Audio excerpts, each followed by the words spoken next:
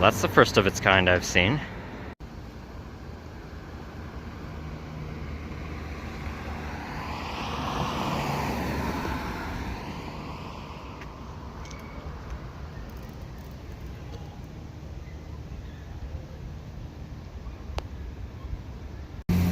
So, welcome to the unsick Cartierville borough.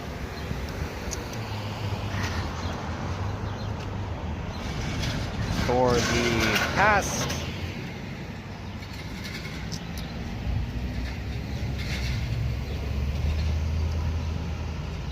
not including today, 4 days, I've been camped out in a patch of woods right next to a public activity center called Clyde Relate, I believe it was. I didn't really pay much attention to the name last I checked, but something along CR Sportif Complex, I believe is its name. And it's in a neighborhood in the district called Uville. Now, in those 4 days, I've gone to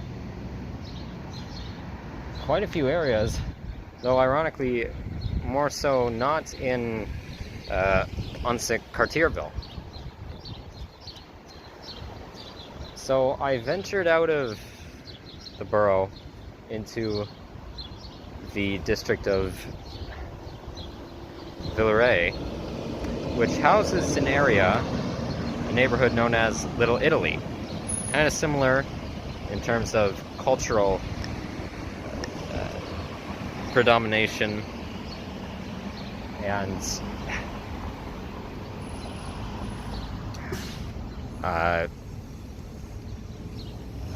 business operation in terms of cultural thematics to Little McGrub in St. Leonard.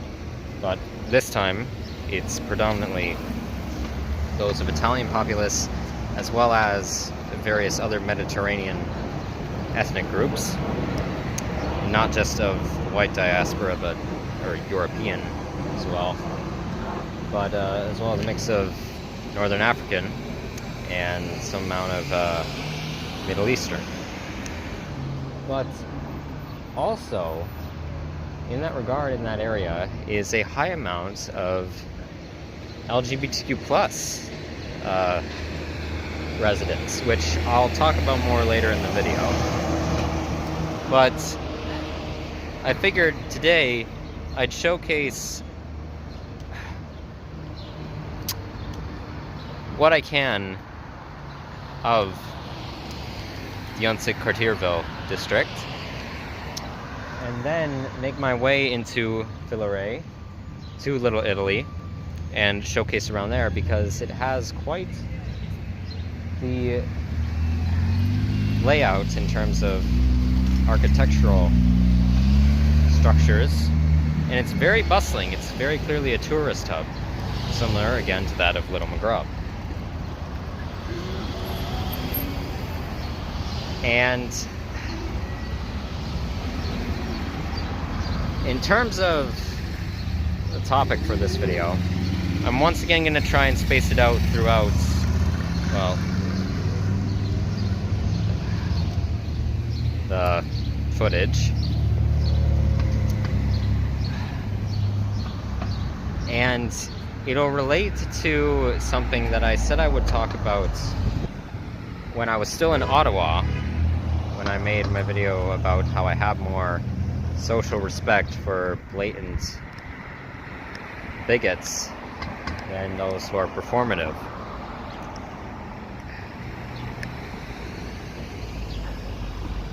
And that is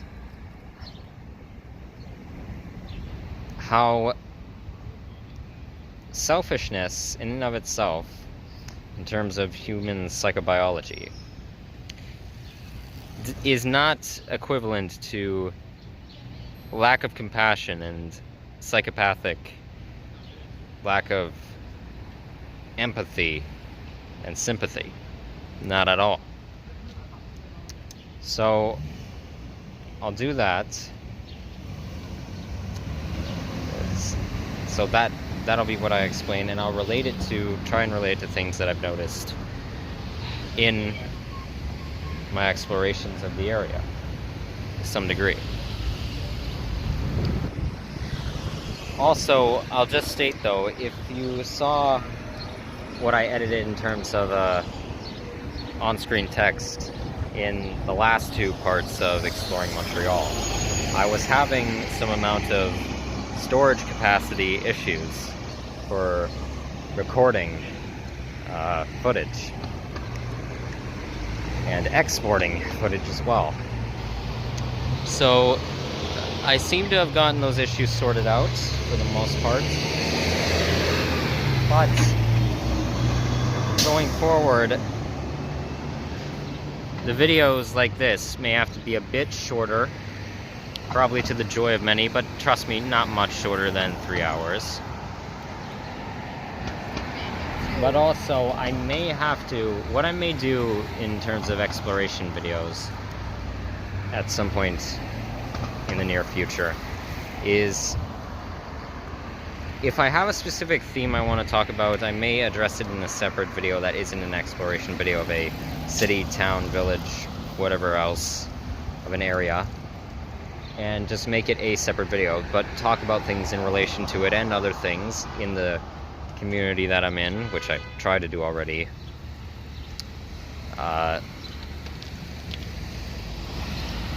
Just related to some degree in those videos, in the exploration videos, but not specifically talk directly about it. But we'll have to see. So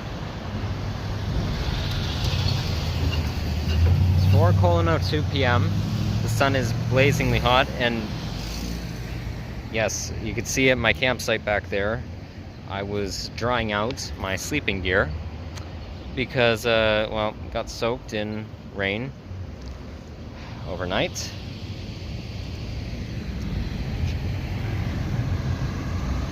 So, well, I'm trusting right now the skies, considering it's more just fluffy, I don't know if these would be classified as cumulonimbus clouds, but they don't appear to be thunderstorm clouds.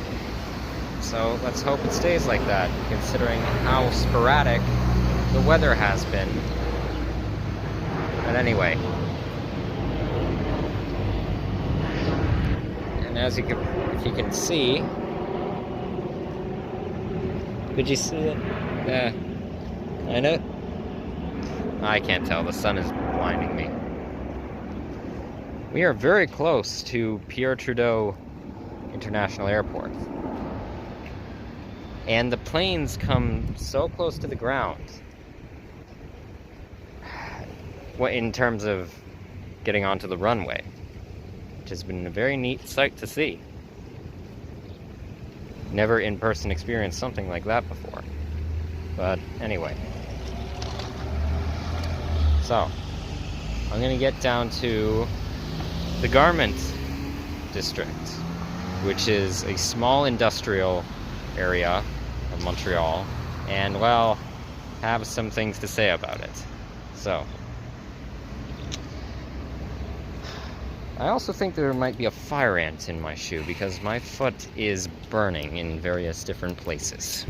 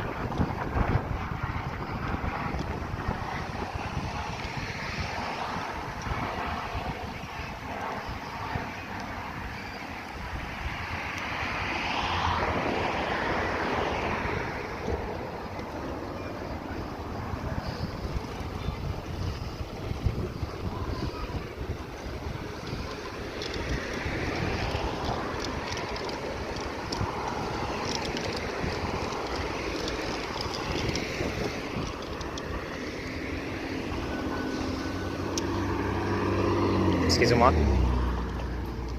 Désolé.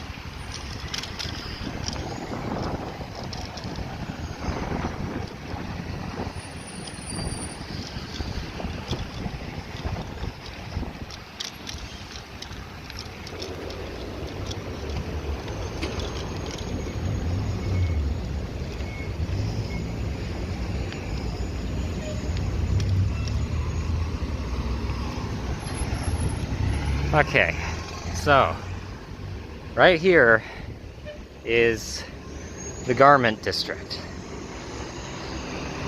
which is filled with corporate head offices for companies that produce and manufacture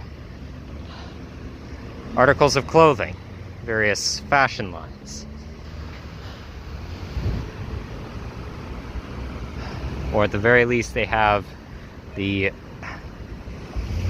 distributing companies for ultra-capitalist mega-corporate entities in the fashion industry, as well as said distribution companies' personal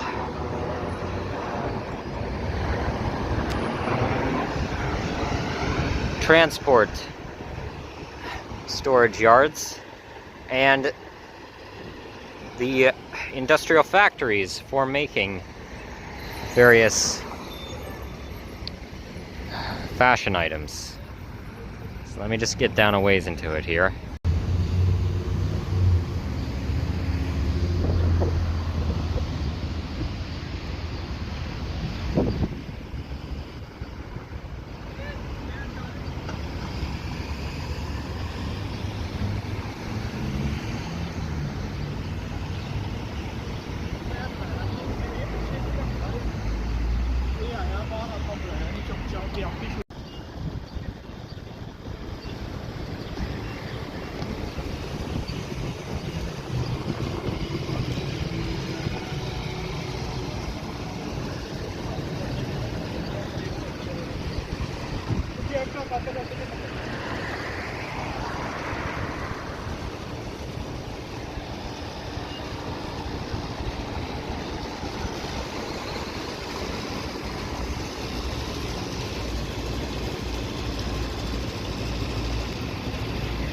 You know, something tells me that this design, this setup was on purpose, and well,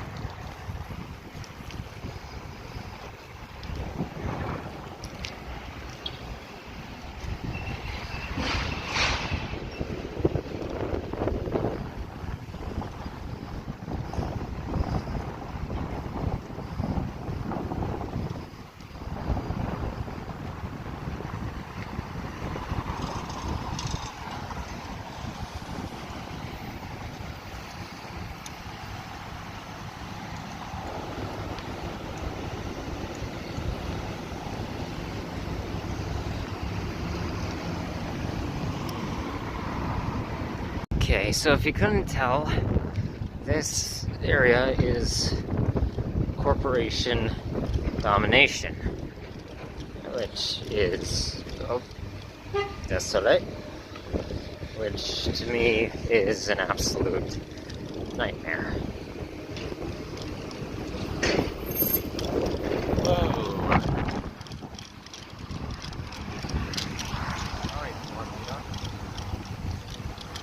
Or however you pronounce their transportation company's name.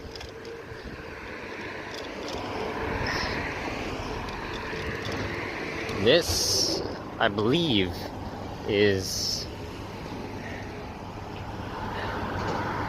the largest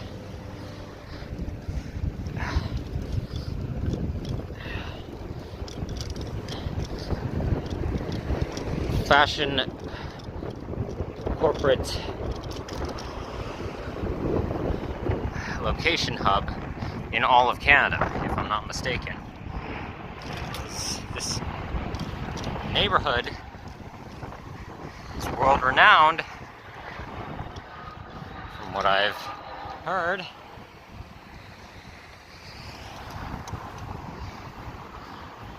For being highly profitable in terms of production of various clothing brands.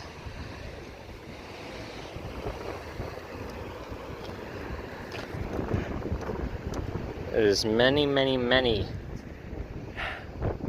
companies, more moderate, less expansionist fashion establishments or small enterprises that try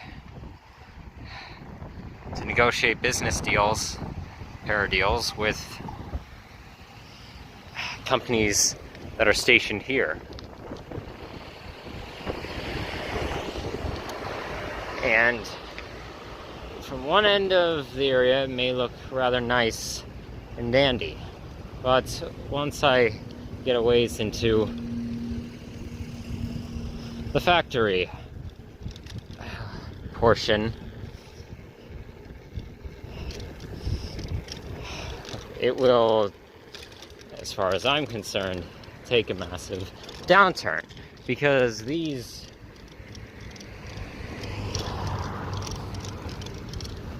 business buffoons can't even be bothered, as typical, to keep care and put actual funding into safe and sanitary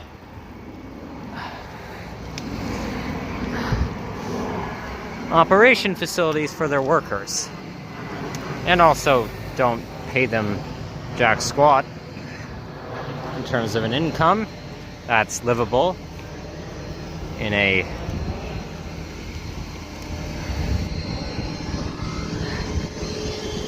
capitalist eco-political system. But regardless, so desolate. Here is where I will give my first few points about how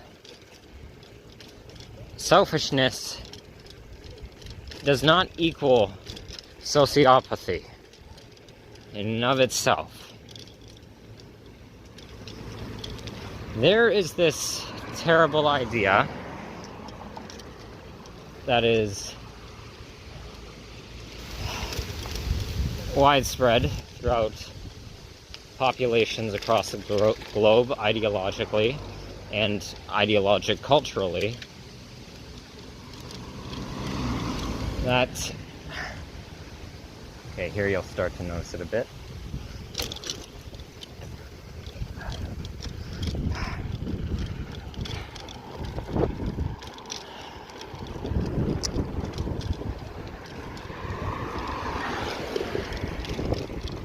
That in order to have your own self-interest,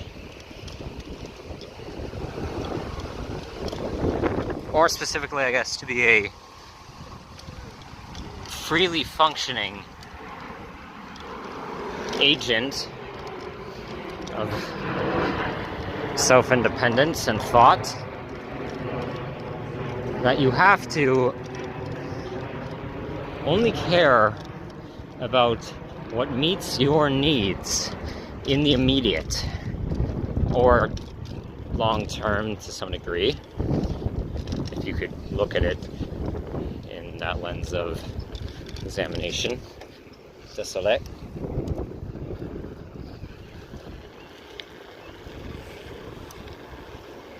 Whoa, that's a big bump.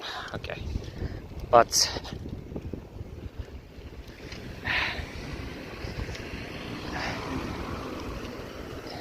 and to basically prioritize yourself above others' interests in a socio-political, eco-political, governmental political,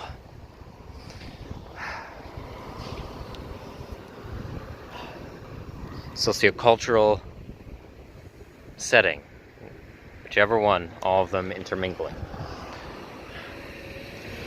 Just get a shot of these low-hanging skyscrapers.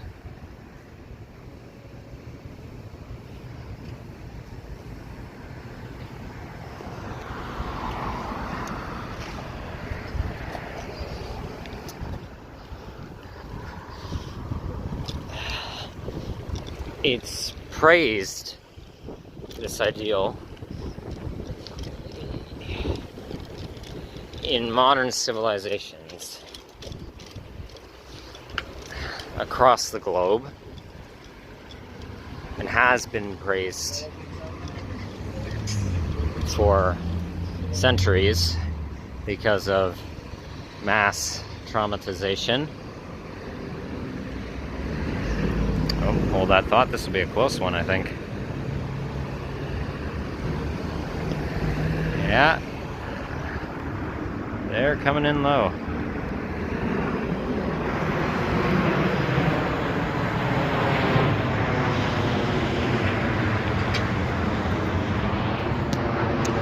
Nice.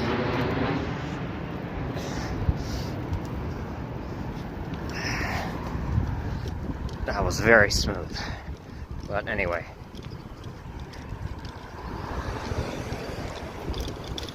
It's praised, this idea, so-called idea of self-striving. Whoa! Désolé. That was my fault. I've got to be more careful when going past corners.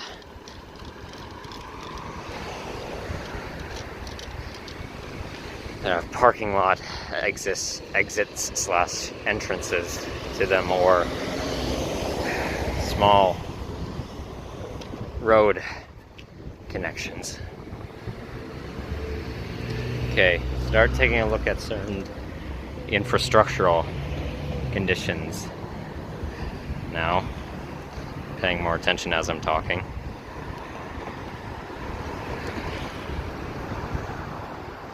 Of course, the only surviving business in this plaza literally is a fucking Subway.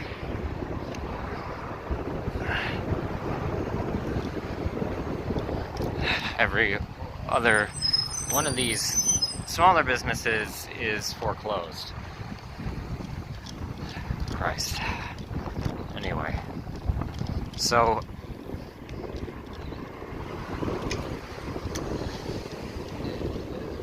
it's seen as this idea of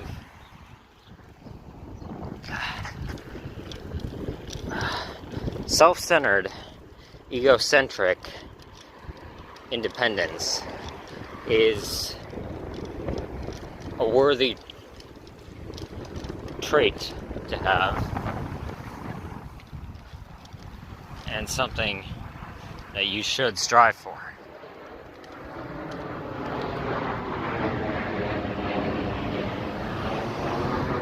Well, as far as I'm concerned,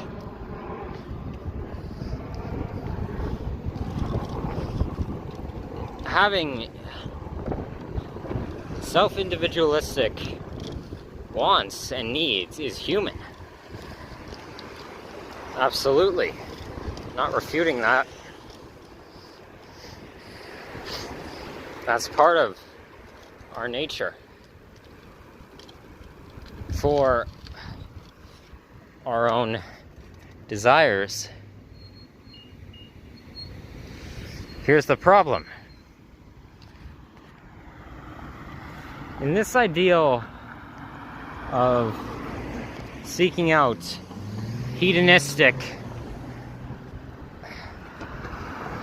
self-pleasure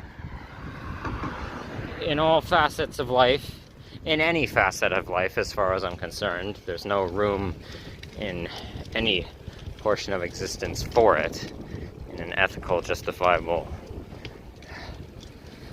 means. This becomes a destructive force to not just your own self-interest, but others' self-interest.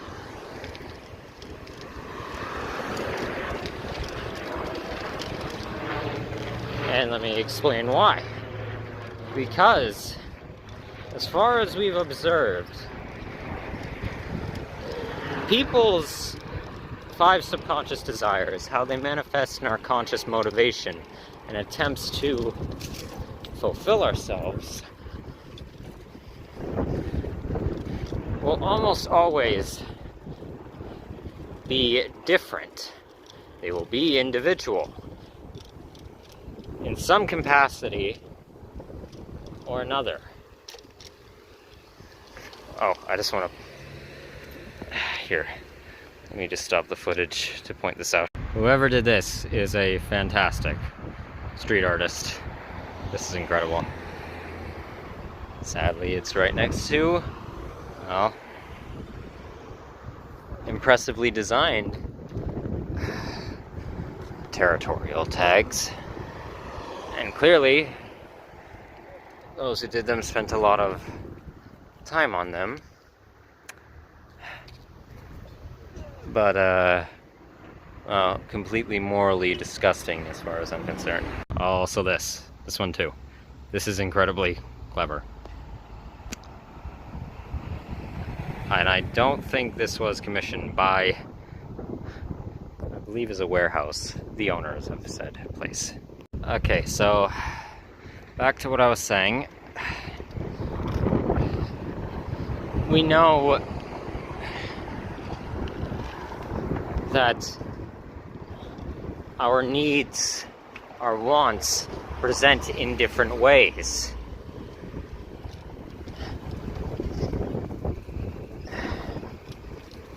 So, because of this, if we were to go about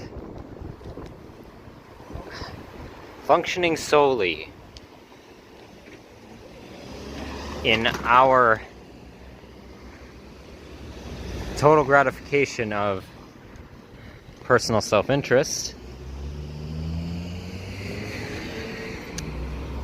then this will inevitably come into conflict with someone else's wants.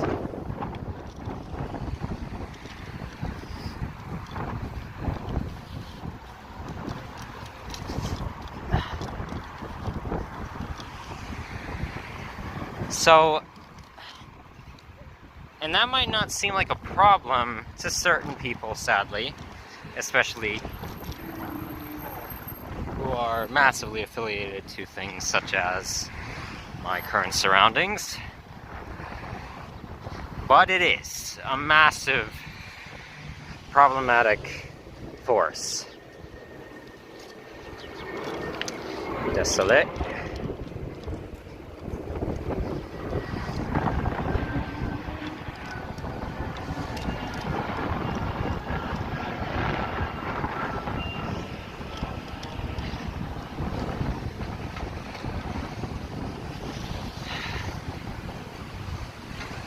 So,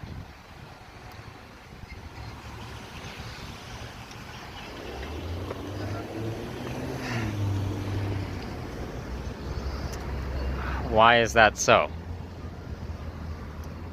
Well, it may seem like if you just go about so-called minding your own business and try not to disrupt others' wants and desires, thinking that, hey, if we operate in a self-competitive community, well, then I'll just stick to what I want and leave others be. It's their lives, not mine, so they do them. Right?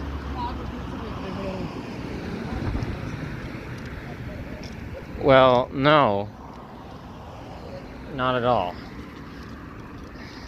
The problem is,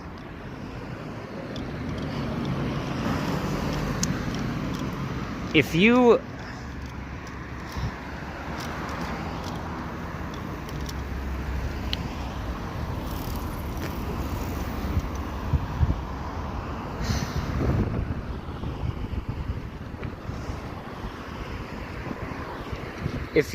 act in a communal sense, in highly externally self-centered ways,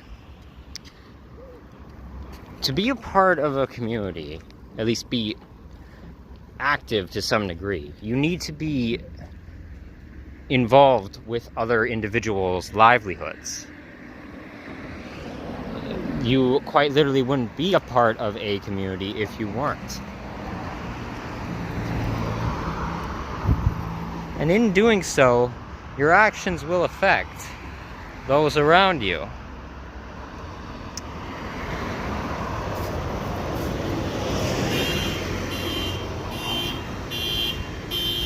Whoops.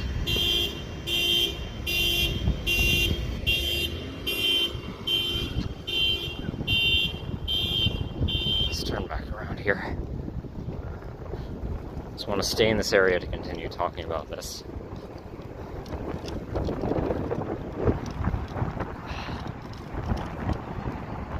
So you can't not have any involvement with the lives of someone else in your quest for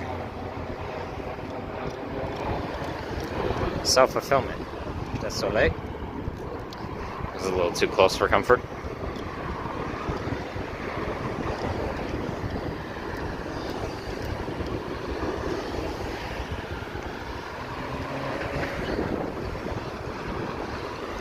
Okay. Let me get over there and just showcase a bit of what is clearly a pseudo-segregated area, an elitist condo haven from the more standardized middle class of the neighborhood. That's before I continue talking. Okay. Going over to this side now. So, you cannot externally, in your interpersonal life and thus contributing to your societal surroundings, cultural surroundings, and vice versa,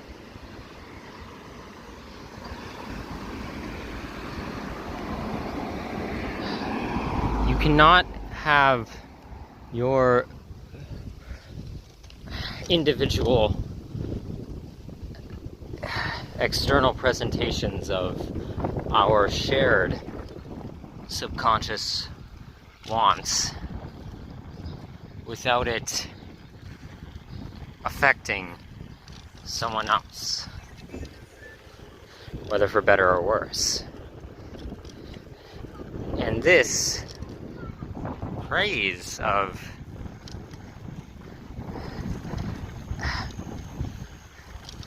self-centeredness externally for gratification of internal selfishness causes mass disrupt to the greatest extent possible to, ironically, individuality.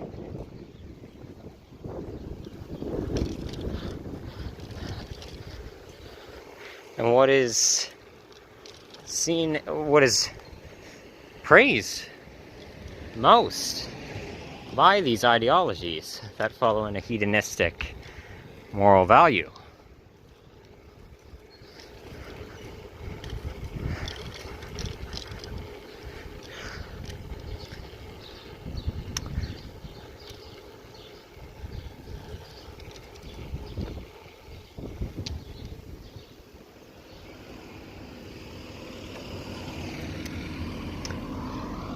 And this will cause and has caused an array of social problems to form, to a point where people are convinced that psychological disorder is just human nature, which is not true at all. So I'll come back to that. So that was my basic explanation of, well, the widespread praise of problematic external selfishness. But how does this relate for this portion of where I am in the city to the garment district? Well, there is the ideology of capitalism, and especially in relation to Ayn Rand's philosophy of objectivism, this idea of individual competition to compete with one another for resources in an attempt to give self-worth and meaning to life. This idea that it is what fuels human progress, that monopolistic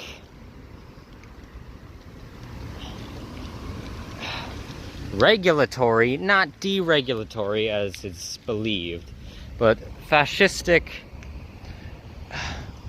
control over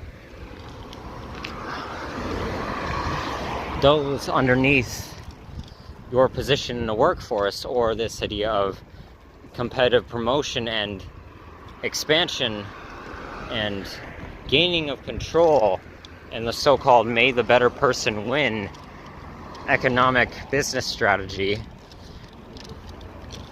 is this idea that this is the epitome of human functionality, that this is the way it should be and the only way it can be, both of which are false, are wrong, completely wrong.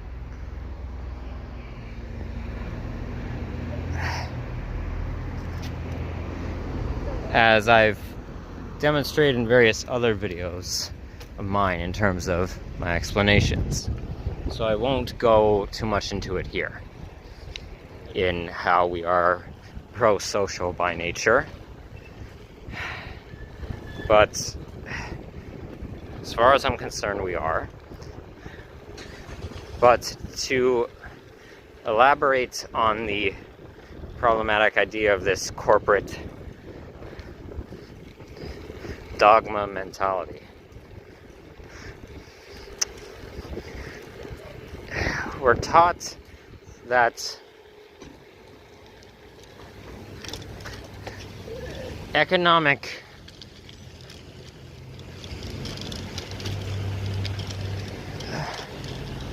power control, in terms of a power dynamic, or specifically a power disparity, is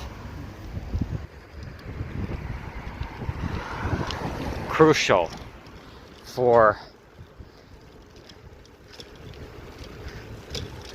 us to progress as people, which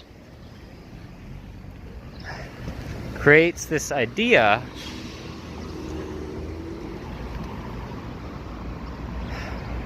that you need to conform to the ideals, problematic ideals, of an oppressive authoritarian corporation, or those who have financial superiority in, well, an amalgamation of wealth in your interpersonal life for security. Basically to become, again, ironic, basically becoming obedient and dependent on individuals who have financial control over you, in order for you to be able to actually so-called, one, gain self-worth if you were to keep working at trying to promote yourself in a company or in whatever business ventures you do.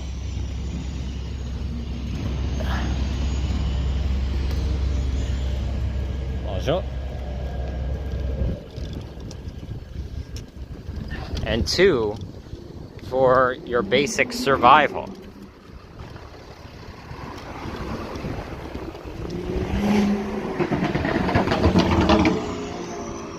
Wow, that car sounds like it is malfunctioning.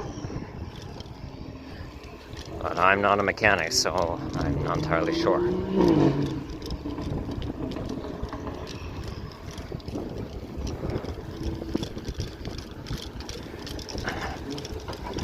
So,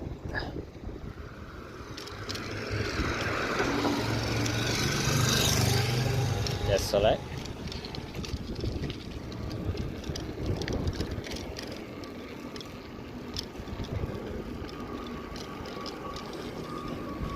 So in doing this, this creates an ideologic culture, as far as I'm concerned, of egocentrism.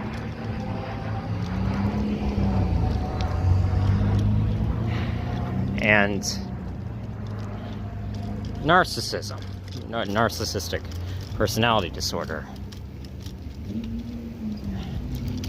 as well as histrionic personality disorder, which is the most common personality disorder in the world as of right now.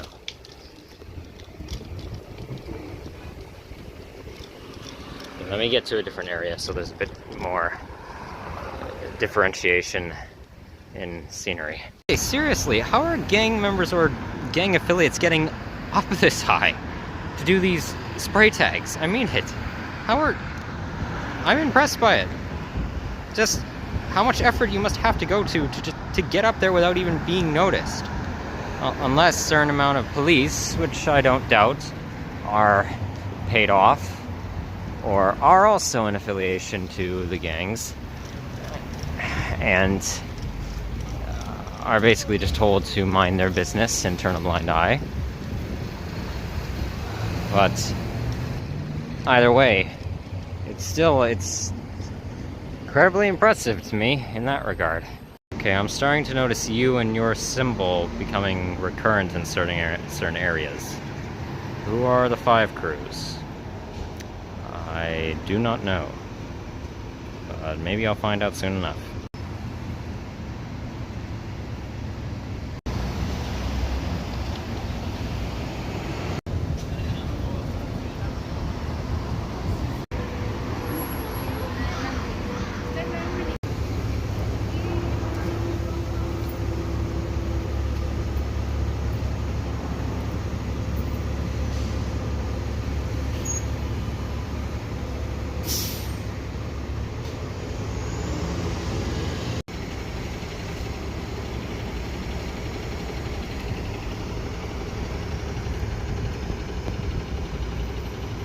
Okay, just stopped at a restaurant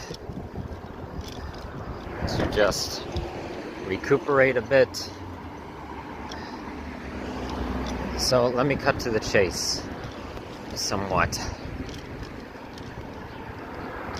This hedonism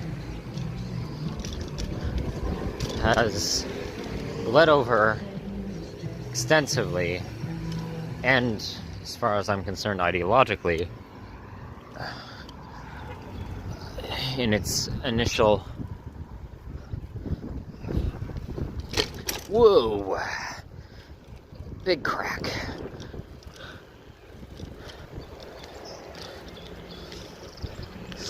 That one will give Nicki Minaj's a run for its money. I'm sorry, that was a horrible joke.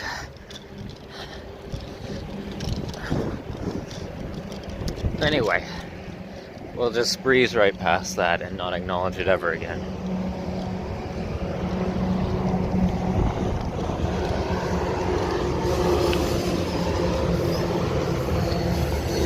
This hedonism has bled over and primarily originates in the corporate sector of economic values in relation to socioeconomics. And basically, I've seen it divided into two realms. One being that of the elitist corporate executives, CEOs, the policy overseers for specific divisions of a company, branch managers or regional managers of an expansionist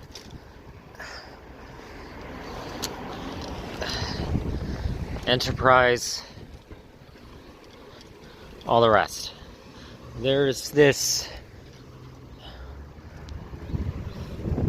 ideal from both gained in terms of individuals' psychological states because of both widespread disorder, thus out of a malicious, to some degree, and unaware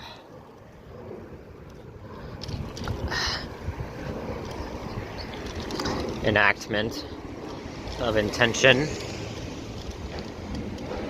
plus that of indoctrination of those who primarily have a healthy functioning emotional state, but, well, have been coerced into believing lies.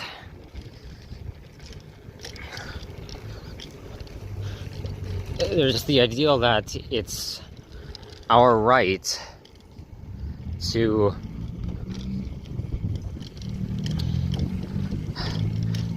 have a securitizing financial hold on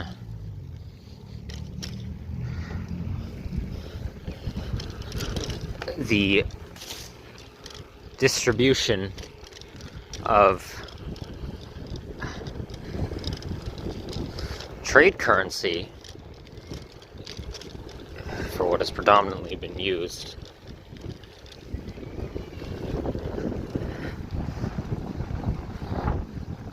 for the operations of our corporations, and having control over that of all our workers who are below us, over there,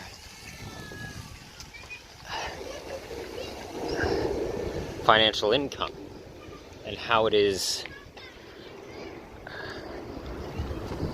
redistributed, reimbursed, all things of the sort. I might have made almost a wrong turn. Almost. But not quite.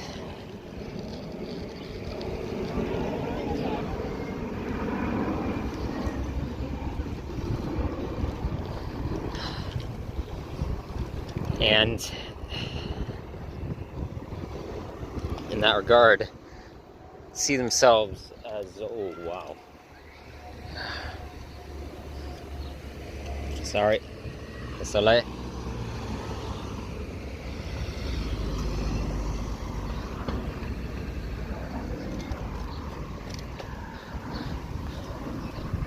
See themselves as worthy of a higher pay rate for needed negotiation of resource material in a free market economy.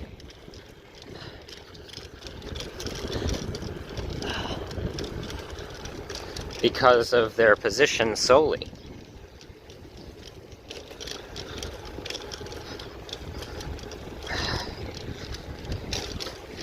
And this leads into not just the personality disorders I mentioned before, but specifically the development of sociopathy / psychopathy, psychopathic personality disorder.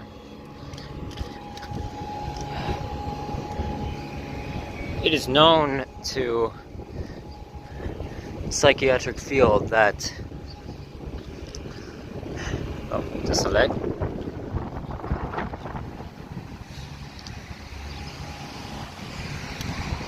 that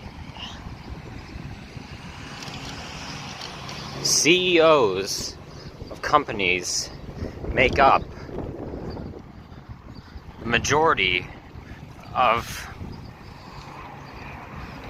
individuals who are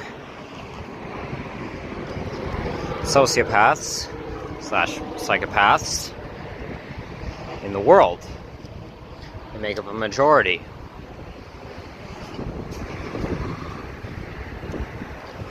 Out of any other, specifically out of any other business, career occupation.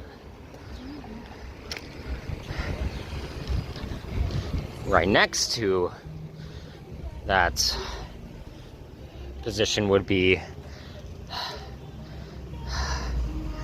politicians, police officers / military personnel, lawyers,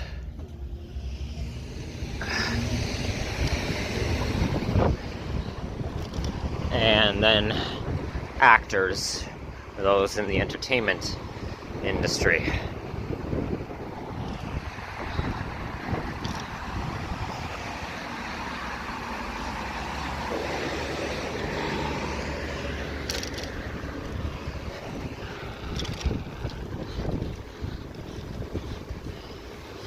So,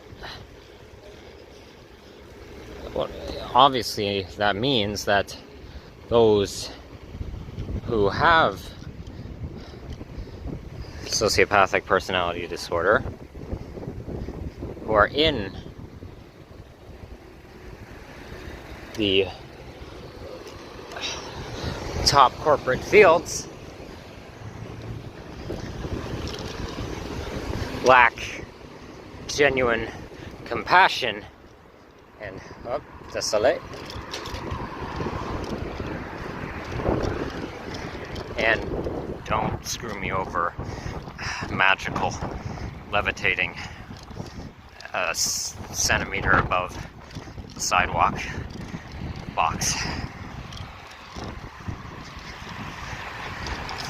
Thought it might have hit might have hit Camden's tire here and sent us both flying.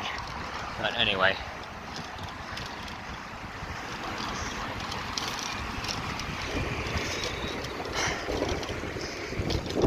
lack... Ooh, that was the wind.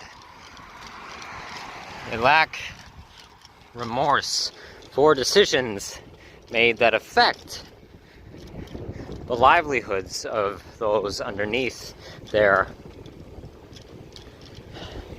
monopolistic policy enforcement, how it negatively affects said people below them. And for anyone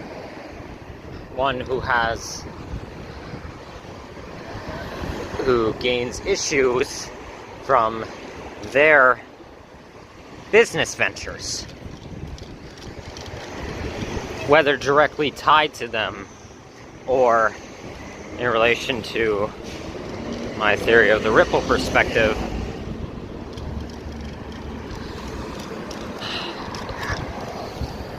those who have an external connection in some way that isn't immediate.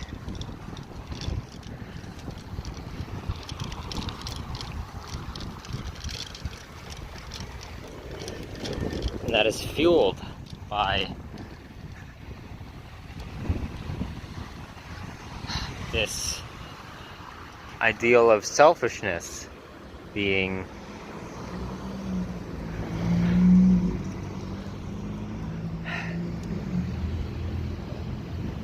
this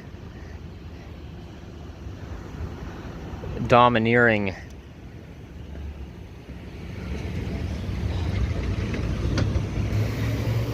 othering force. And that's how it manifests in the executive world. But on the other hand, which I will discuss when I get to a different area of Unsing Cartierville, out of the garment district, it manifests in another way amongst the working class. So let me get to the actual neighborhood of Unsik and talk about more of that there.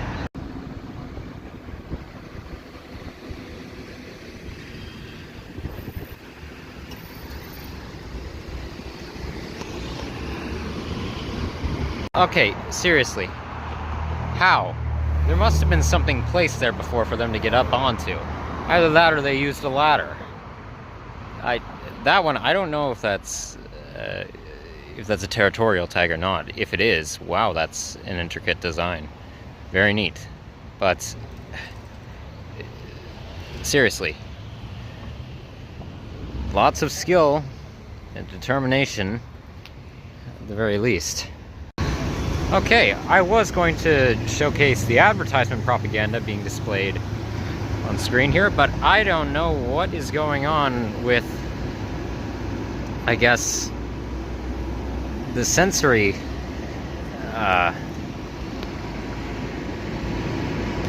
detectors in my camera for the screen. That's not happening for anything else, it seems. What the hell?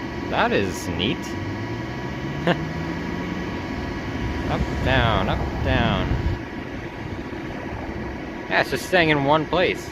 Yeah, well, actually, that's a good look for the propaganda. If only that's actually how it looked on the screen here.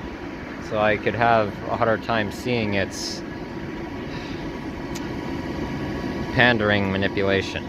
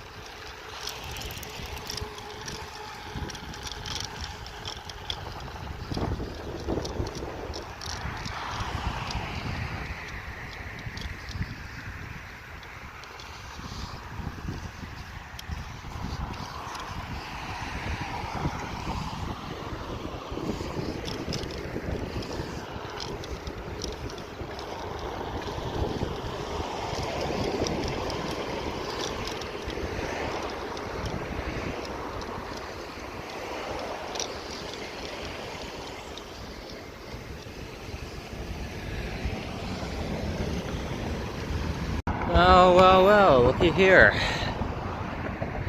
Mine and Cardi B's old stopping ground in Camden, the city of Laval. Right adjacent to Unsick. Well, actually, specifically here is Pont Vieux. This was the bridge, the connecting bridge that we'll have seen in the last part 9 of Exploring Laval, and in my video demonstrating in real time social anarchism. Yep, me and Cardi had many adventures over there, Camden. But don't worry, that's behind us now, both figuratively and right now, literally. And you'll hopefully be on many more with us on our way to Quebec City, and hopefully beyond. Hope you last that long, at least.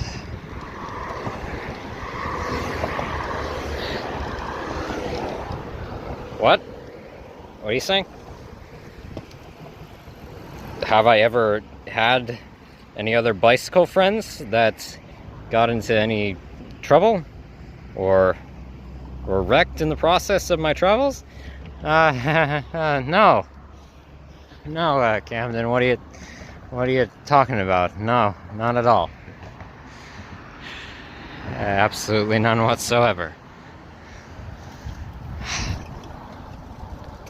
I hope you're all right, Timmy, wherever you are. What? Oh, no, I didn't say anything. What? Timmy who? God, you know, it really is true, as far as I'm concerned. The ultra-rich, with their attempts at histrionic appeal, they really have no taste in anything that looks remotely well put together with any sort of care. Not knocking the Japanese style architecture. Japanese architecture, as far as I'm concerned, is beautiful. Just in terms of how North American and European, and from what I've seen to some degree Oceanic elites and their contracting developers design housing units in the style, well, it all looks the same. Just put this here, place these amount of windows there, make it all look generic.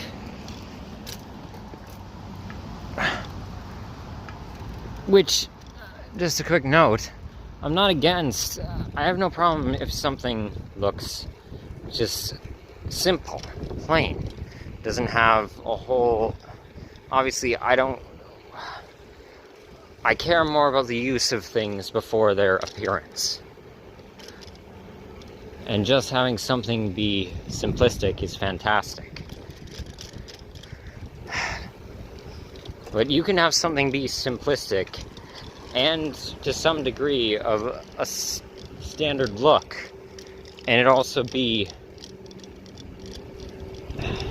uniquely designed in terms of how much care is clearly put into it for those living there, and in terms of just the structural integrity of the place. But anyway, so now that we're in the center of the Unsick neighborhood of Unsick Cartierville borough,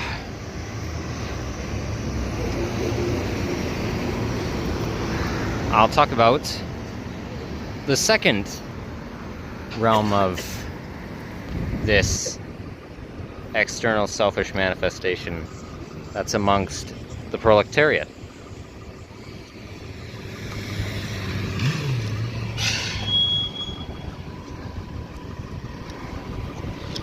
So,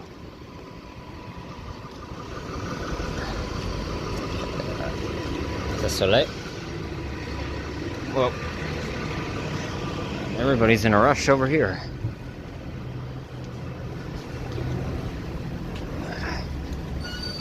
So, the other way it seems to manifest for those of lower classes,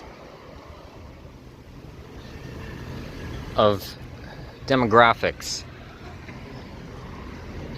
of all kinds, in regards to race, sexuality, gender, spirituality, physical ailments, and psychological ailments.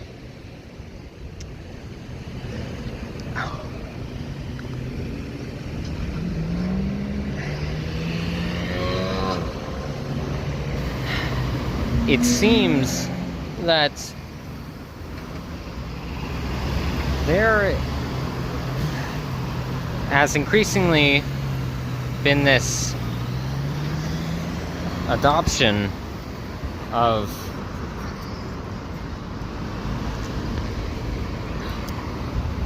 hedonistic principles, economic hedonism, or some amount of pseudo-objectivism, for those who have been highly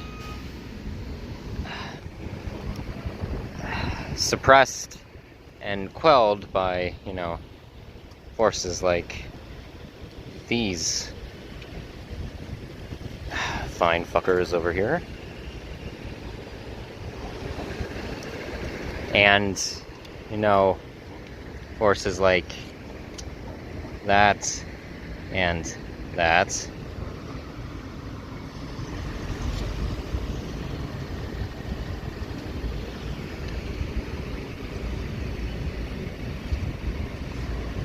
Widespread.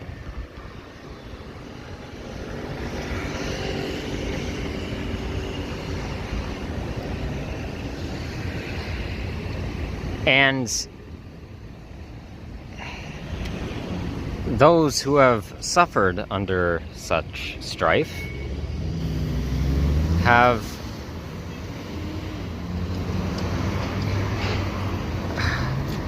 come to the conclusion, most often through the presence of cognitive disrupt, but also a fair amount of indoctrination, or to the smaller extent those who have utilized critical analytical thought and tried inducing such in observation, but come to very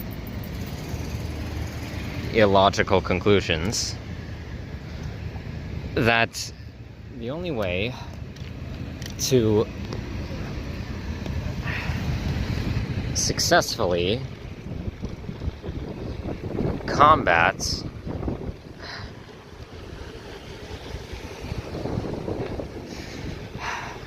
turmoil faced from degrading systems and give themselves better security against said forces, and also in an attempt to reclaim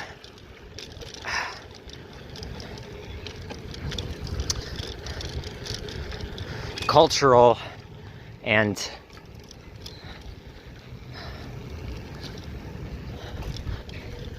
in that regard as well, specific personal desires, is to essentially use the tactics of an authoritarian oppressor to the advantage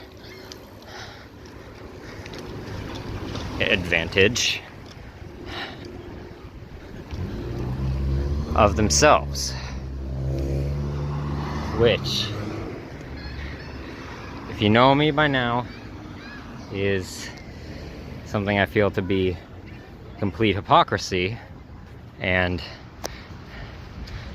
a manufactured double standard, not a naturally occurring double standard, for the most part.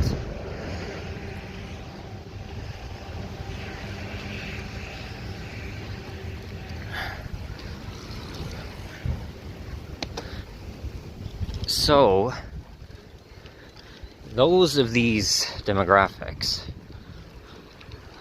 will try taking up occupations at places such as entities like good old Mickey D's, Desolate, and higher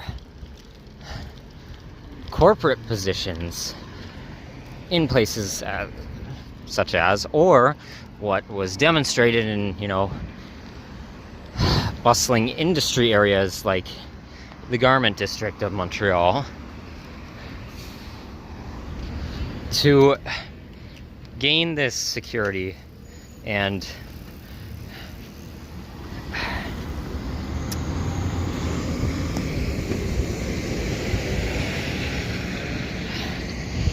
personal oh damn,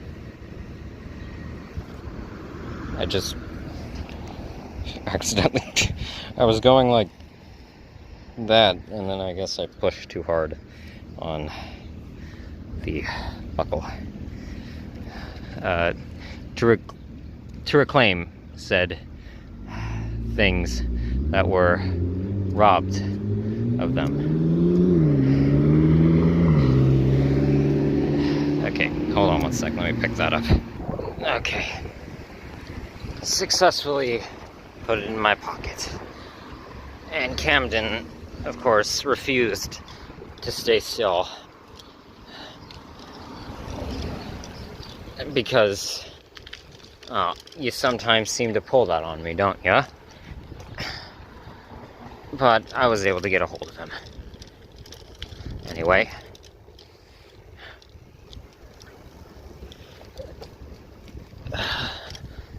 These people go towards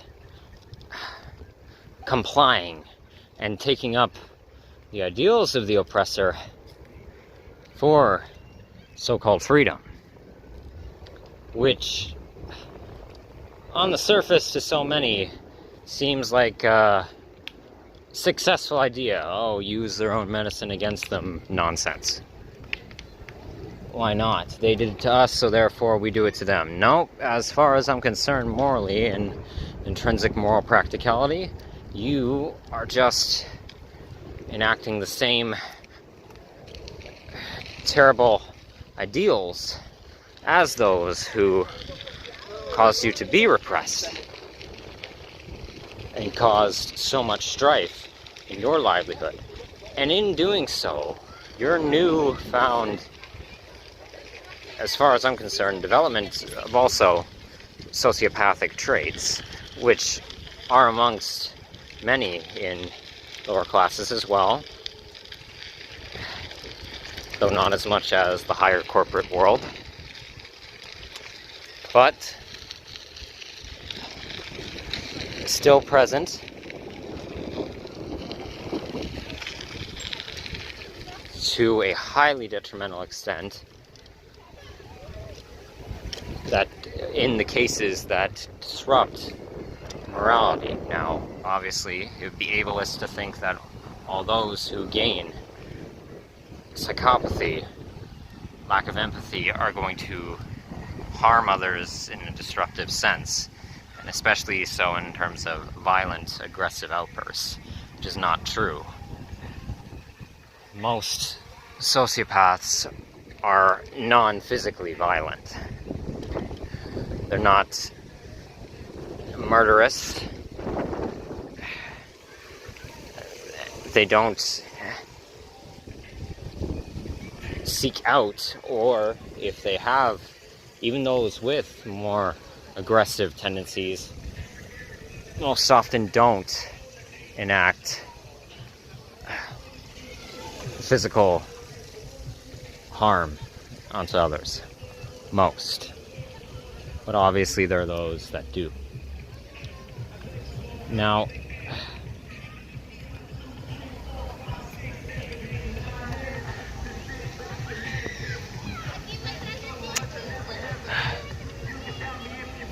in this regard,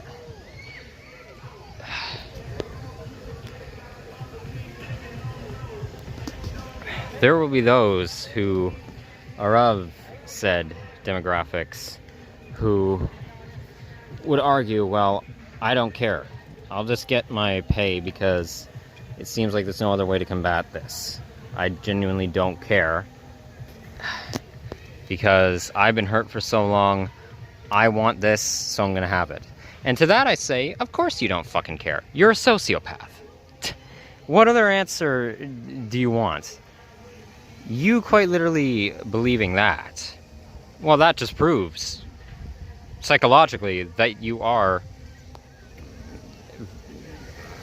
lacking in compassion and sympathy. That is proof of it. You're an enactment of that. So, of course you, one, don't care, because you lack the, at the moment, personality characteristics for said presentation of care towards others, at least in any genuine sense. If you're a highly manipulative psychopath that uses, say, something such as dark empathy. But also in this regard, this adoption of said oppressive ideals, there are various, well, there's a name for it, and that would be internalized prejudice. And this comes in various forms, such as internalized racism, internalized classism, for those of lower financial classes, internalized homophobia or homosexism, internalized biphobia, internalized panphobia, internalized transphobia, transsexism, or to be more broad, internalized genderism in regards to religion, internalized Christophobia, or internalized atheophobia, for those who have internalized hatred towards atheistic beliefs of their own, internalized Islamophobia, internalized anti-Semitism, internalized misogyny, internalized misandry,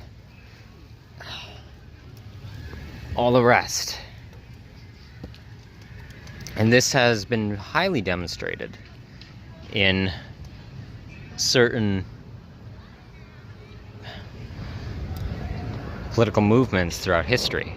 But I'll talk about that when I get to a different area of the city, the Villeray borough, when I get out of unsick Cartierville. But on a more positive note, take a look around right now where I am at what I would consider to be genuine multiculturalism. Just take a moment to appreciate that.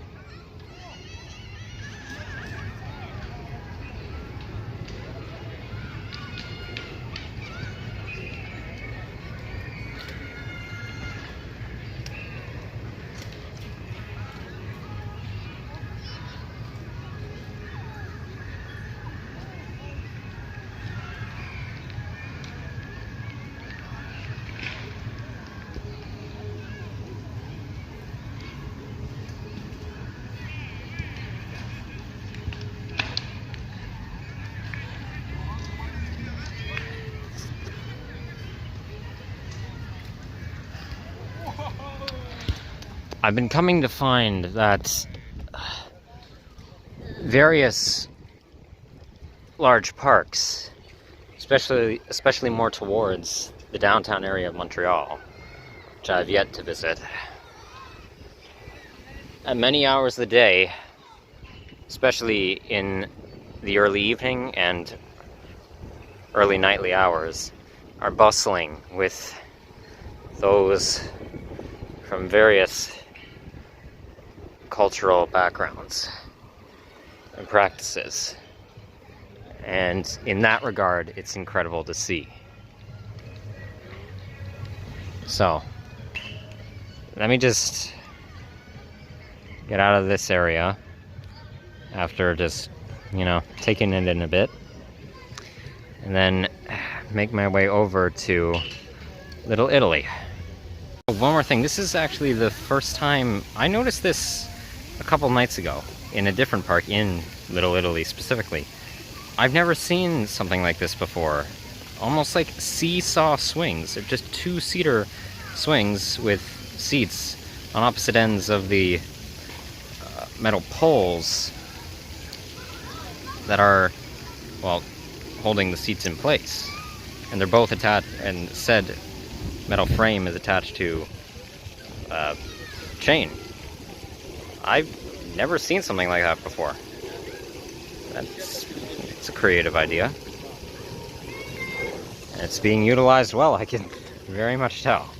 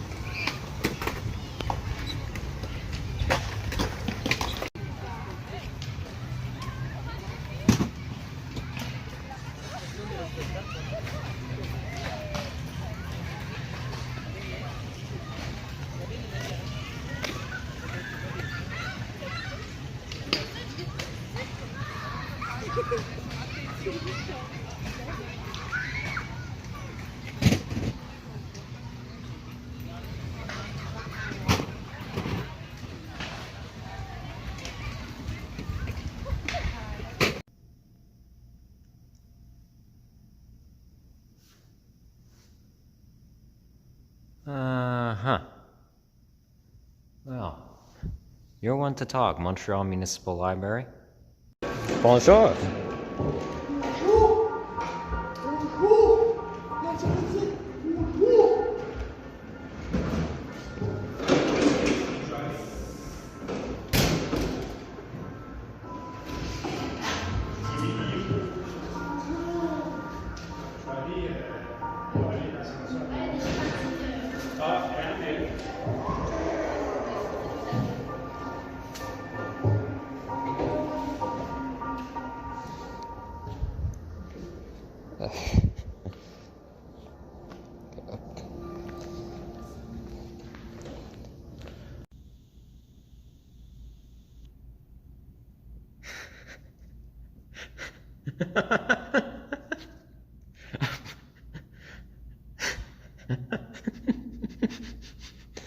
Okay.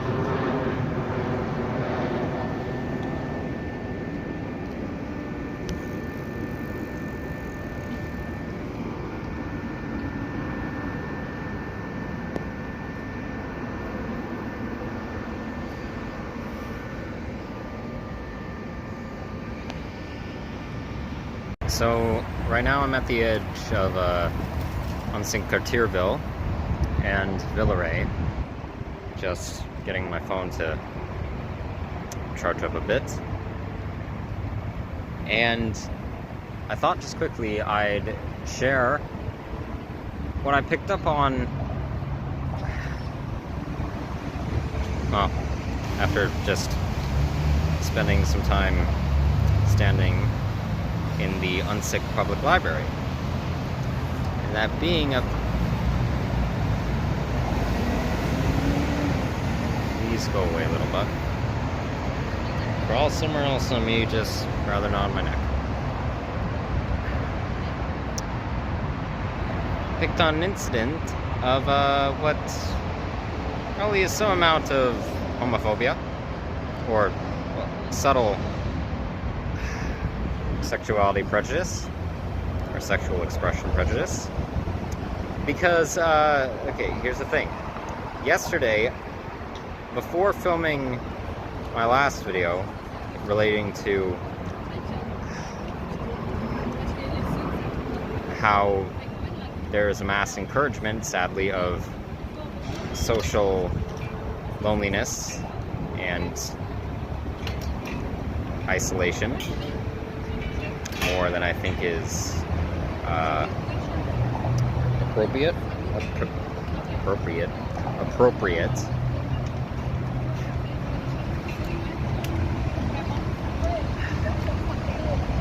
And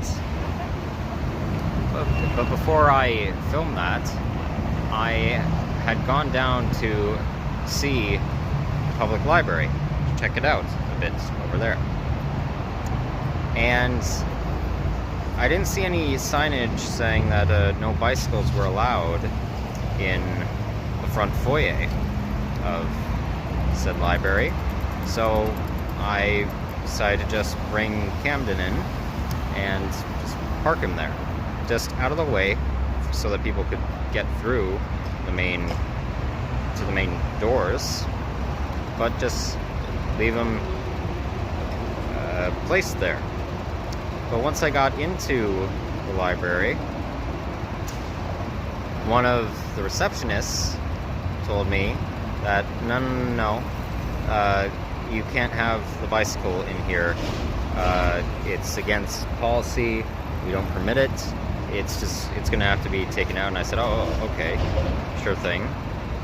Obviously, I don't agree with the policy, but I understand it's not a big issue at all for me to move it outside. So I asked, is it okay if I just leave it out on the ramp that I brought my bicycle in on? And they said, yep, that's fine enough. Rather hastily. And I thought some amount of they were very rushed in speaking, I noticed. Now, they spoke in metathesis English as first language, clearly Quebecois French, and they weren't as well-developed communication skills in English. And so I thought their kind of hasty, sort of what seemed like dismissal was just, okay, they might have been trying to find the correct wording for speaking to me in standard Britannic English. So I brought Camden outside and just left him out on the ramp. And then when I got there today, I did the same thing, knowing the policy.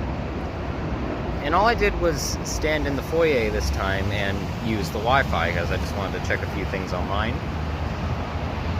And then, about maybe 10 minutes into me standing there, parent and their child, it seemed like, in terms of their relationship, from what I could tell, came in with their bicycles.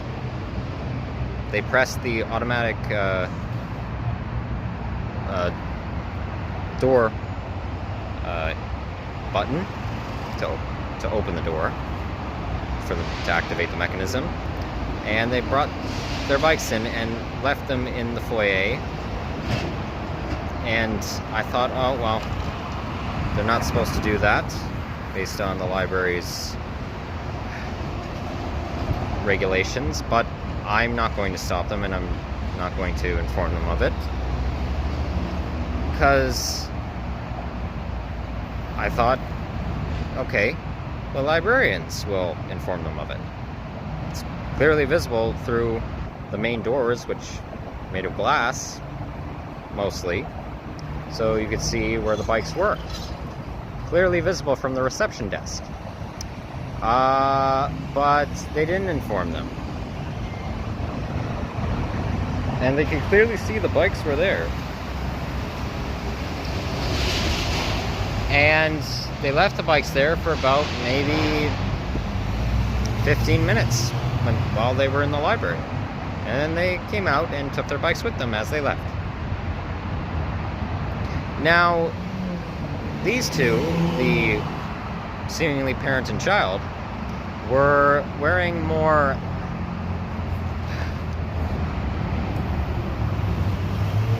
standard North American, culturally common sports, athletics attire, predominantly in terms of white culture as well. And very much, both were masculine presenting for the most part, and what would have been typically associated to, or traditionally associated to, their, what seemed to be their gender roles for the most part. And in terms of physiological structure, their, what, well, I don't know them, obviously, and I don't want to assume what their gender was, but they were more masculine presenting overall, in alignment with what was traditional for them as individuals for the most part, in terms of a sociocultural setting. And they were not told to move their bikes outside. And I know for a fact the exact receptionist who told me to move it outside, rather hastily, saw the bikes. And I was like, that's interesting. Now, me, I'm dressed, if I can set my backpack down so smoothly, or as smoothly as possible. I'm dressed in, well, as you can tell,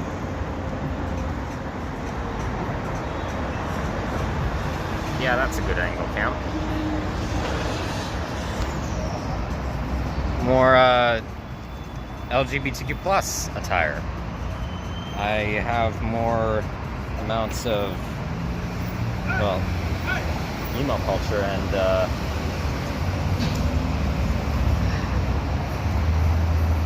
more a bit of femininity in not just my clothing, because as well, yeah, this is still the same crotchless slip-on as I wore in the last video, but as well as you can tell, my hair, I have a grown out side cut, side fade, with the elongated portion of hair at the other side. So I have, I guess I would say, more of a mix, be a bit more of a transgender aesthetic, though overall more masculine presenting for the most part. And yeah, I just took note of that.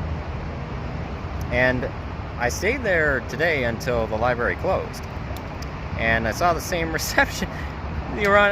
What was the cherry on top for irony, and what pretty sure was a subtle homophobia or transphobia as well.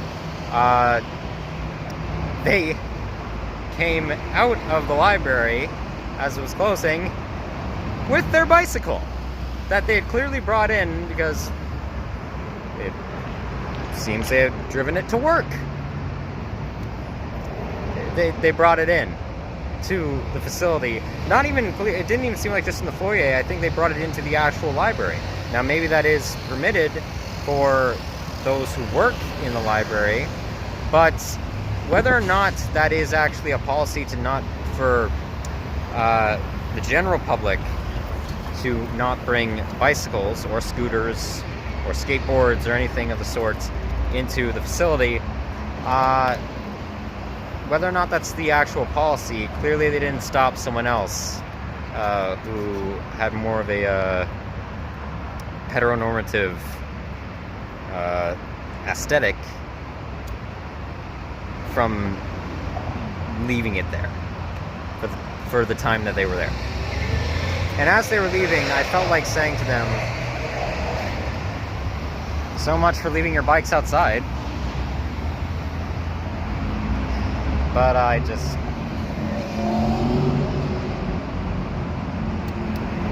let it be. So, anyway, just thought I'd point that out. So, I'm going to head down into Little Italy now, but I'm going to film for a ways going along this road, Rue La Jeunesse, I think is how you pronounce it. And I'd like you to take notice, if you can, if I'm able to get enough shots of it, of just how many mainly Western European churches there are in this area. So I mentioned, I believe all the way back in Exploring Laval Part 1, that Montreal, or I guess majority of the GMA, is known for their cathedrals. And Quebec, as a whole, the province, has very many incredibly designed church architecture. And also this city specifically has a fair amount of synagogues and mosques in it, and it might also have a fair amount of Buddhist temples too. Haven't seen any. I've seen some mosques, but mainly ones that were more just cultural centers that were in certain leasing spaces. But they included mosque facilities as well. But anyway, there are more than I thought there would be. Like every 2 blocks, there is a church just placed at a corner. Very large churches. So, yeah, I guess just I'll try and get shots for you to observe it as I'm going along this road, because it's very visible along this roadway. So,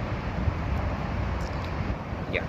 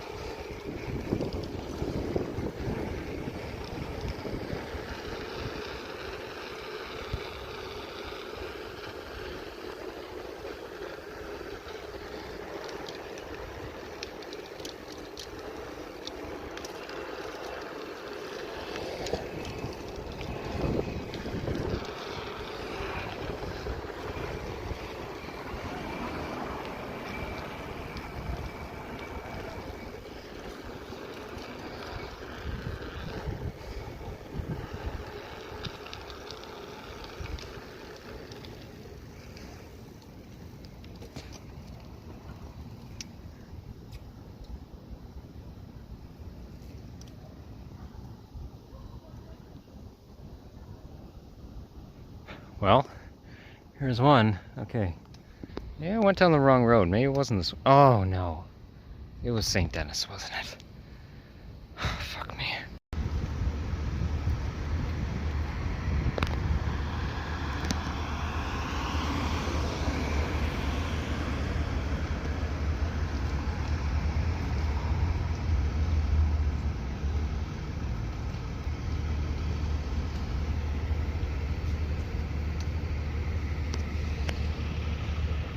I swear to Christ. How? Honestly, how?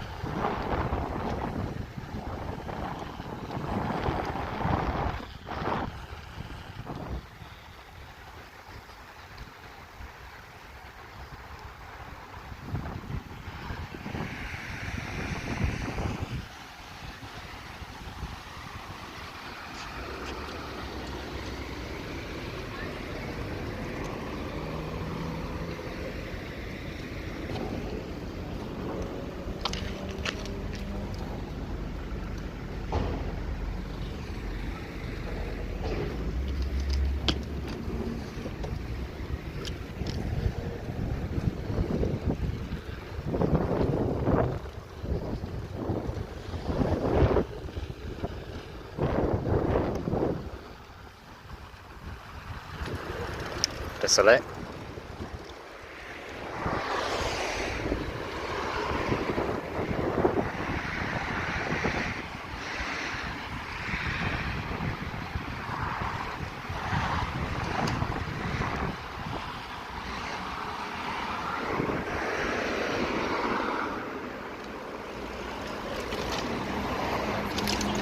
Désolé. Yeah, both of those are my fault. Okay, maybe we're on the sidewalk. Fine going uphill. Not so much going down.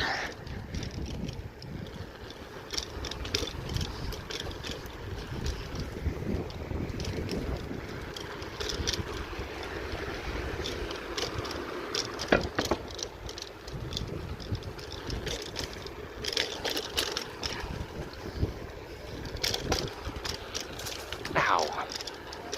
Oh, glass.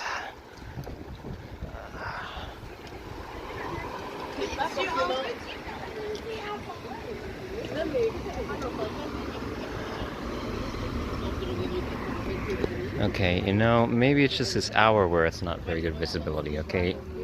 You know what, hold on.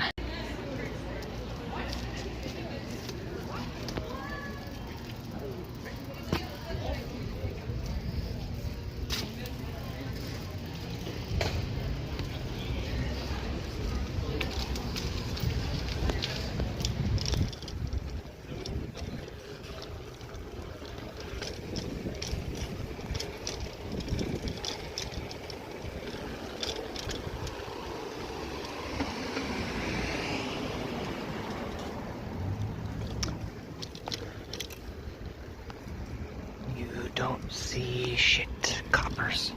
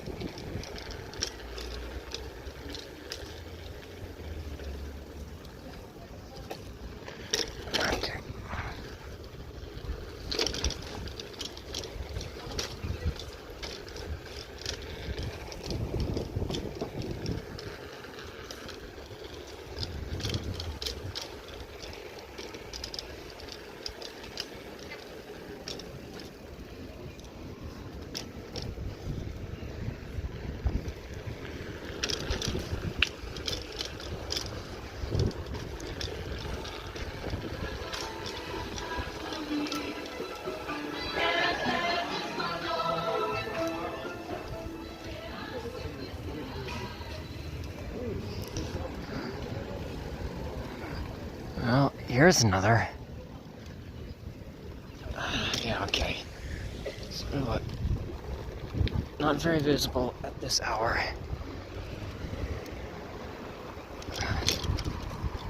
But, yeah, I guess I'll just have to get closer to them. Désolé.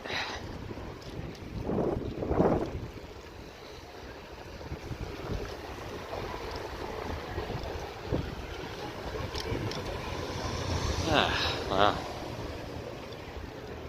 Anyway, here we are. Little Italy.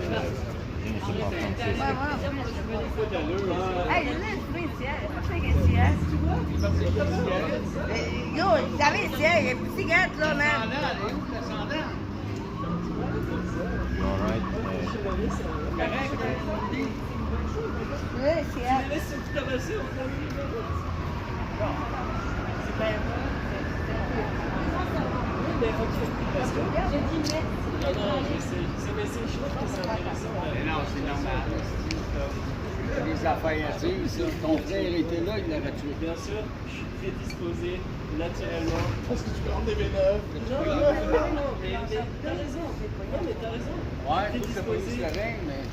Il y a un truc à là, il faut.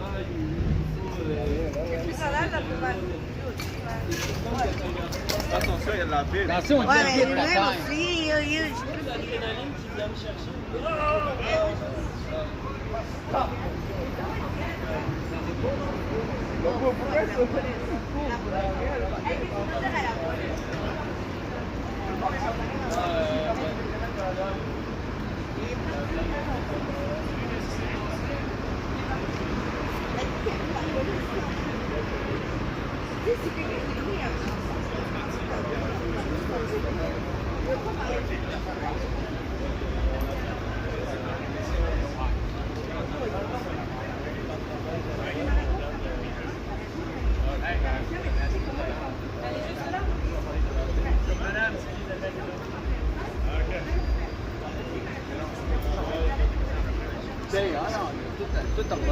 C'est Ali.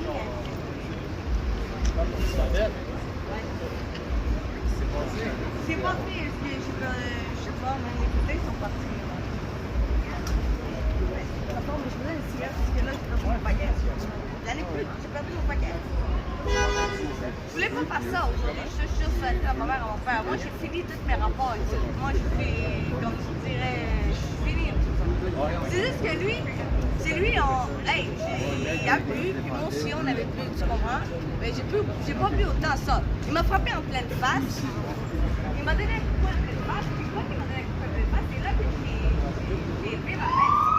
S'il m'avait pas levé la main en pleine face, s'il m'avait pas levé le coup de poing en pleine face, il n'aurait jamais touché, tu comprends? Il était jeune. Moi, il est parti. Mais s'il m'avait jamais touché en pleine face, j'aurais jamais allé toucher, tu vois? Tout le monde me connaît. C'est juste que là, en fait, il m'a levé le coup de poing. C'est ça la question. Vous êtes la communauté qui aimait Well, that was disturbingly eventful. So, to fill in the gaps,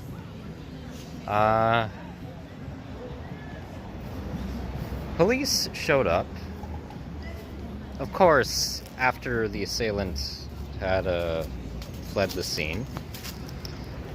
And the person who was being attacked didn't want to give any information on their assaulter to the cops. I can understand why. They were trying to get some information out of them as to who they were, why it happened, and they ended up asking me and someone else here about maybe, well, someone affiliated to them specifically.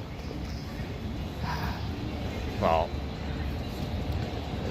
were they throwing bottles at each other, or what was happening in the fight?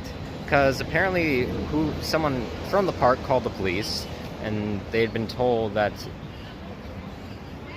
Okay. If you couldn't hear, there were glass bottles in this bag that this person had, who the assailant was very clearly aggravated by.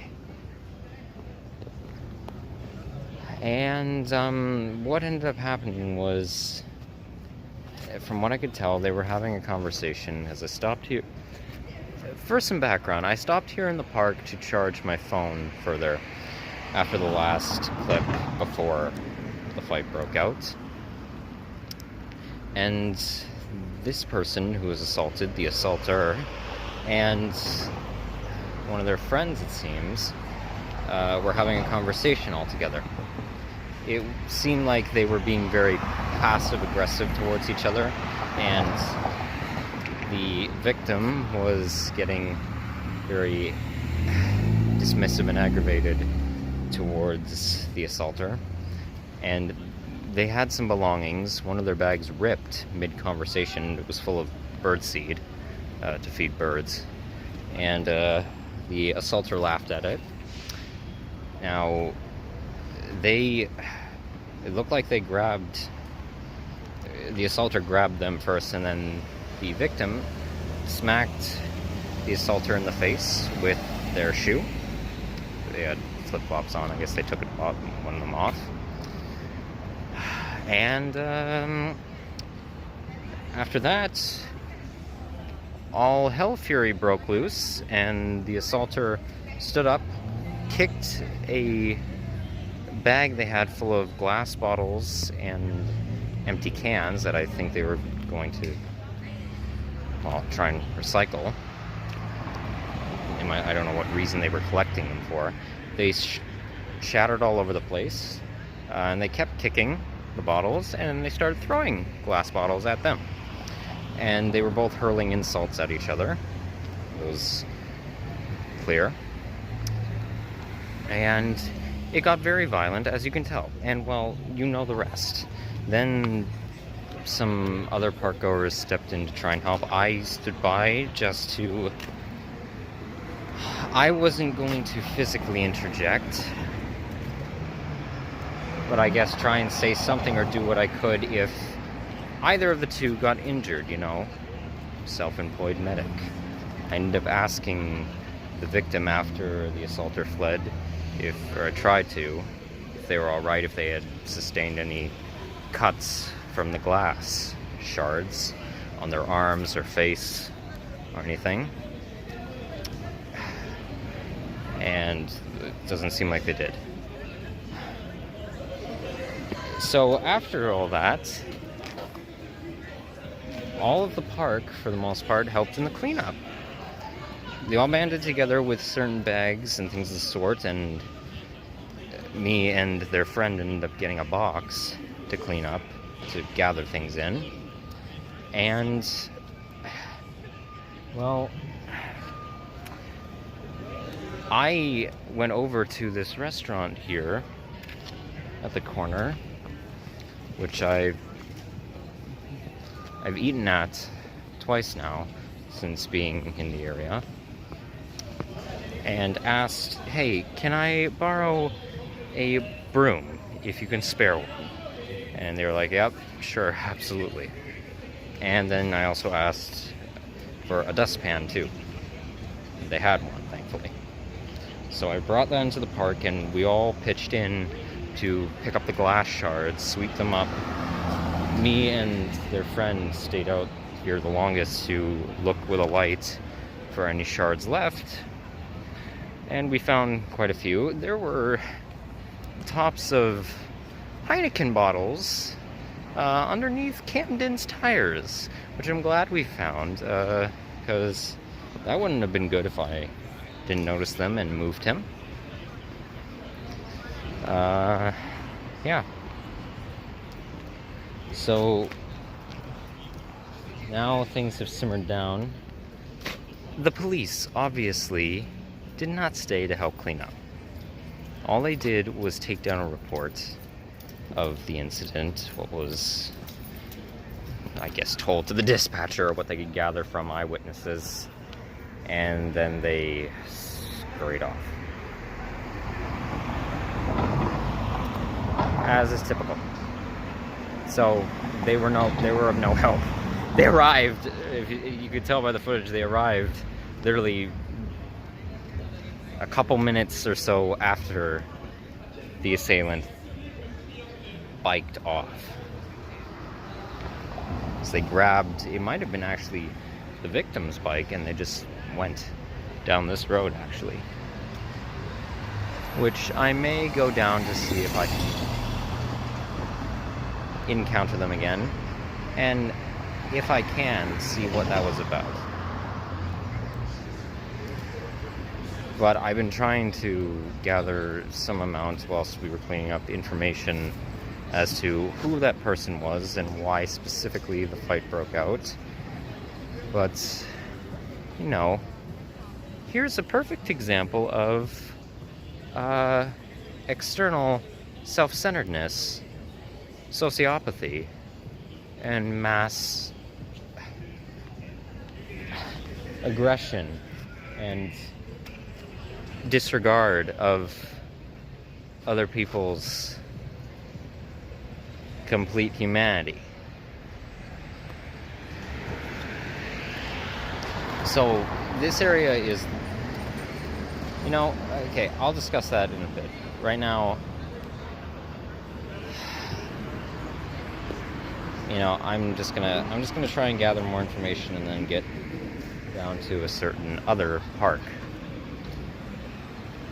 Because why not by this point?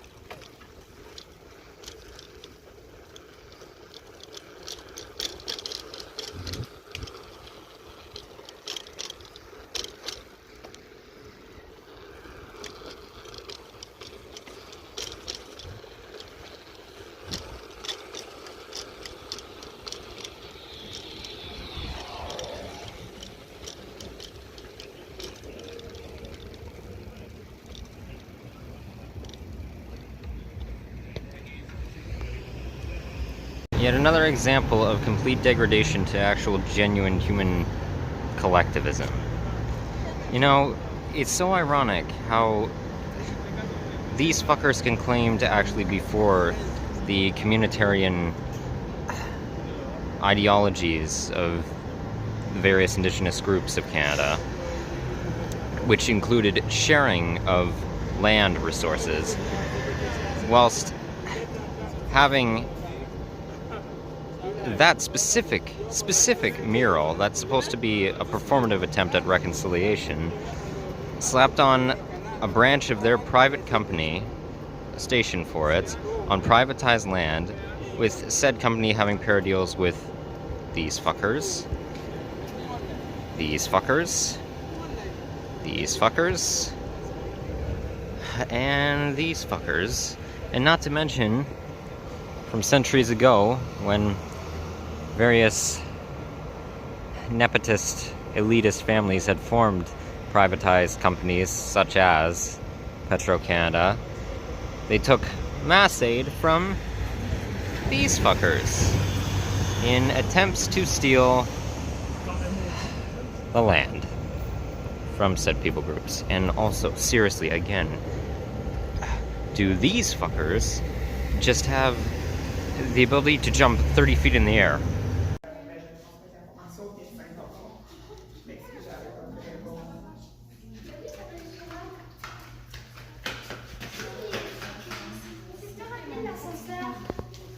C'est plus rapide. Ouais. On réussit à voir l'horizon à travers les larmes du ciel. J'attends le départ. Ouais, je comprends. C'est vraiment les assurances. Le temps a cessé sa course quand les rayons du soleil se sont cachés. Ouais, ben c'est ça. Comme les minutes sont longues, quand on ne sait pas quoi faire pour accélérer le passage des secondes. Je me réveille le petit matin, à l'heure où le soleil est encore timide et les animaux distraits.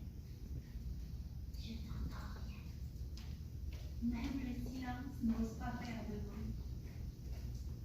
Mais l'aurore me porte à sortir sur le pas de ma maison de papier. Ok. D'abord le bout du nez, ensuite le pied. Je porte mon regard au loin Ça passe, en espérant croiser la couleur du soleil qui se reflète sur l'eau. Mais je n'y vois rien. Toutes les Non, couleurs c'est ça. se sont Parce que envolées. j'ai pas la façon non plus que je peux Le vraiment bleu aller du voir un ciel, peu le jaune des pissenlits et le vert du feuillage. Tout est blanc. Mais pas un blanc comme celui de l'hiver. On dirait plutôt que le paysage est vide. Je suis la direction du bruit que font les vagues en ralentissant leur course sur le bord de la plage. Je fais quelques pas en espérant retrouver le paysage tel que je l'avais laissé avant la pluie des derniers jours. Peut-être que plus loin sur l'île, les couleurs ont trouvé refuge dans le creux d'un arbre. Sur ma route, j'entends des voix. En me dirigeant vers elles, je reconnais le fleuriste et son enfant. Il s'affaire à colorier chacun des pétales des fleurs qui se trouvent devant chez lui. Il explique à son enfant qu'il faut choisir la bonne couleur pour chaque fleur, car un tournesol ne peut pas être mauvais vert, et qu'il faut bien remplir chaque pétale pour ne laisser aucun espace.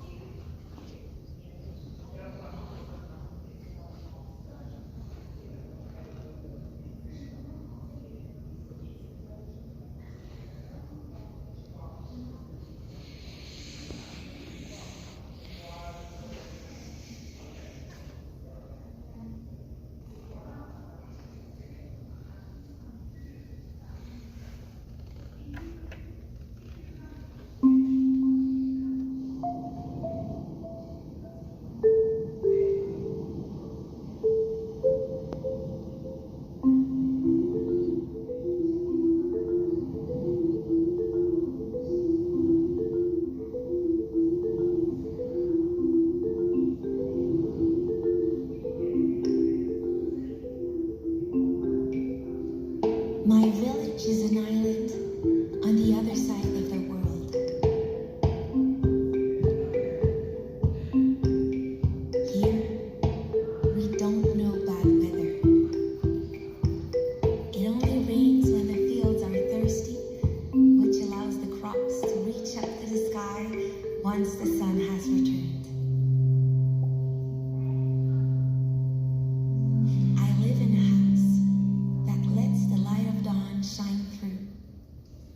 Despite its fragile appearance, my house can protect me from anything.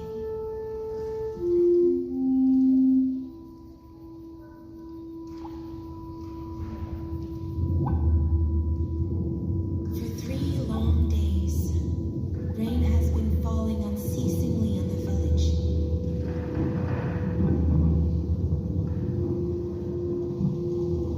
I'm waiting for the clouds to clear away.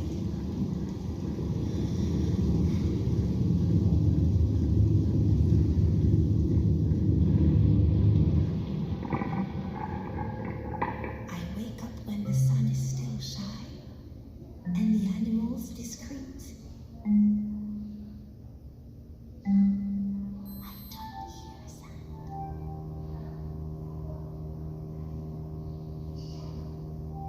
But the dawn pushes me to cross the doorstep. But everything is white. But not Christmas white. Rather, it seems like the landscape is empty. I take a few steps, hoping to find the landscape as I left it before the rain of the past few days.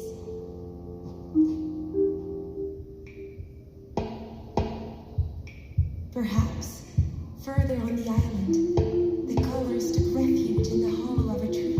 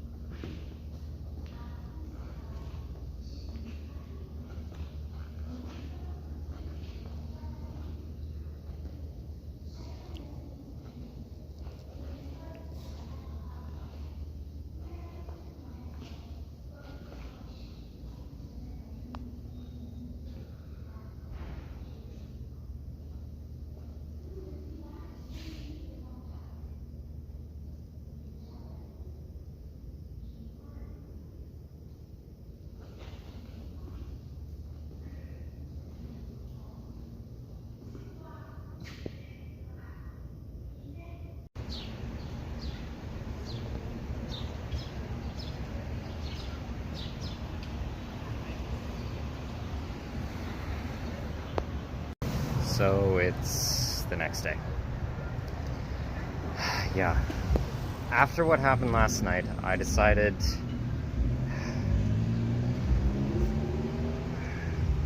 I was at first going to try and bike to another area of Little Italy and showcase it, but then I said fuck it. And what happened afterwards is I stopped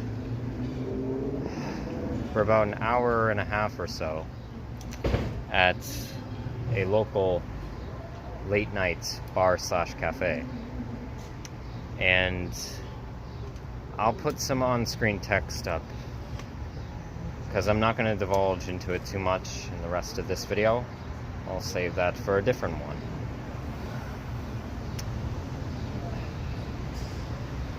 But I stopped at this bar / cafe, and there were some people drinking. And they were friends with the bartender there. And one of them came up and started talking to me and said I looked very lost and wondered if there was anything I wanted to talk about. And so I told them about what happened, and we got into conversation about it, how they'd dealt with being in fights before, most often from them instigating it.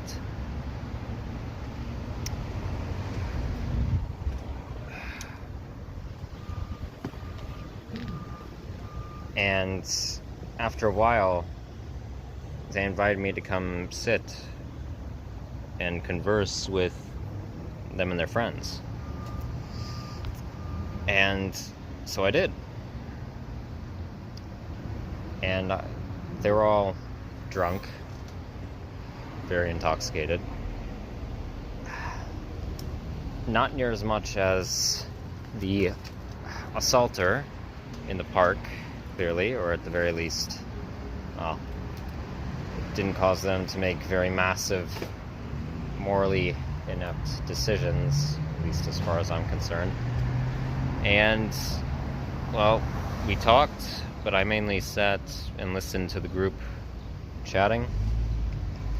They were all very highly comedic and very eccentric, very egotistical, many of them. But I'm very happy to have met them, and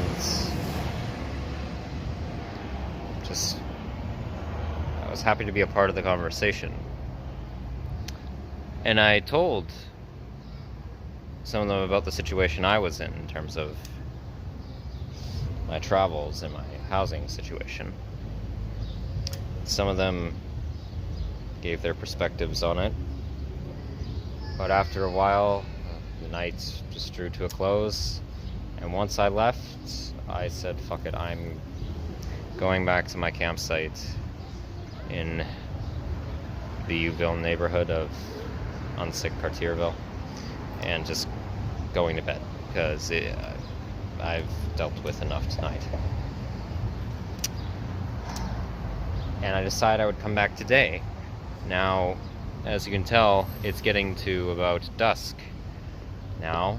I wanted to come back earlier to try and showcase the area in better daylight, but, well, it's still bustling at this time, and I think I'll still be able to demonstrate it well. And also, yes, I will cap off what I wanted to discuss in relation to selfishness being innately separate from sociopathy. So, yeah, let me get back down to the central area of Little Italy, and then get to talking, I guess.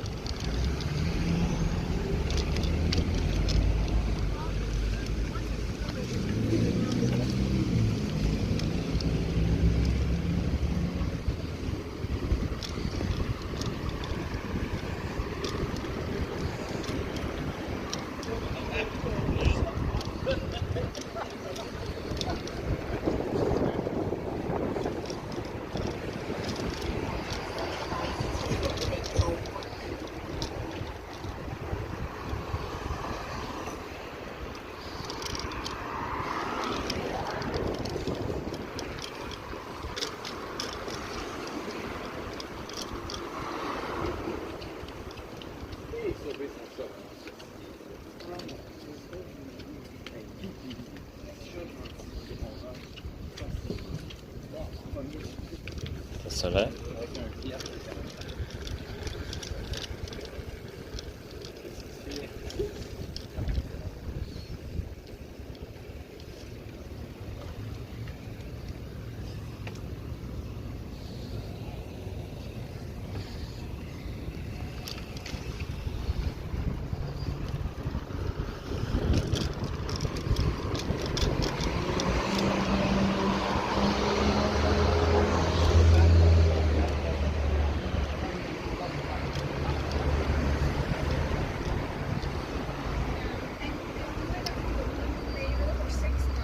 Soleil.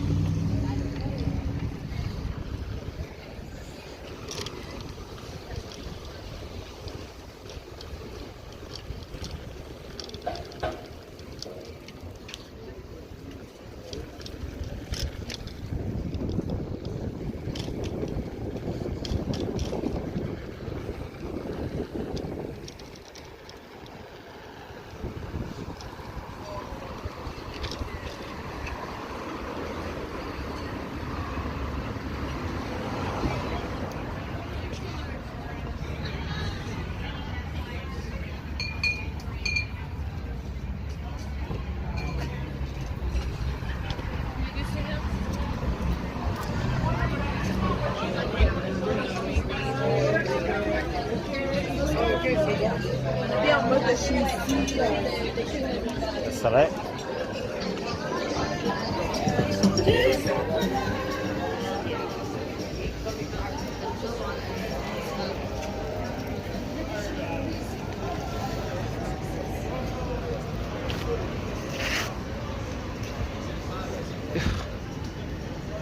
What the?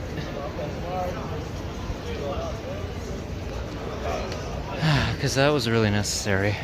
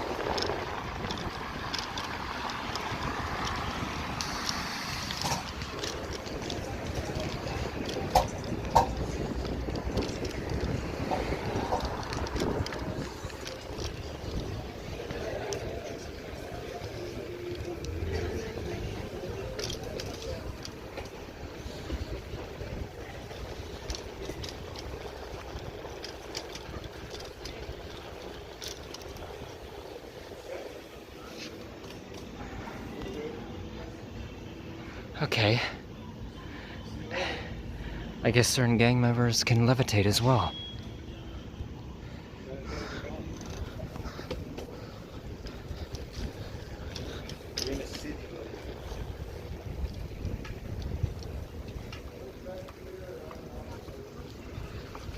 Le soleil.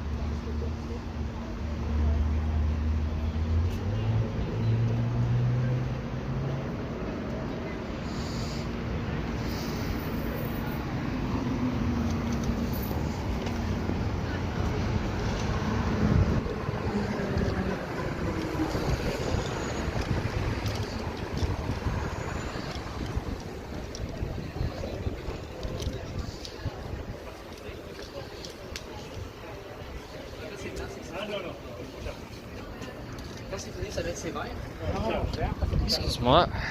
Désolé.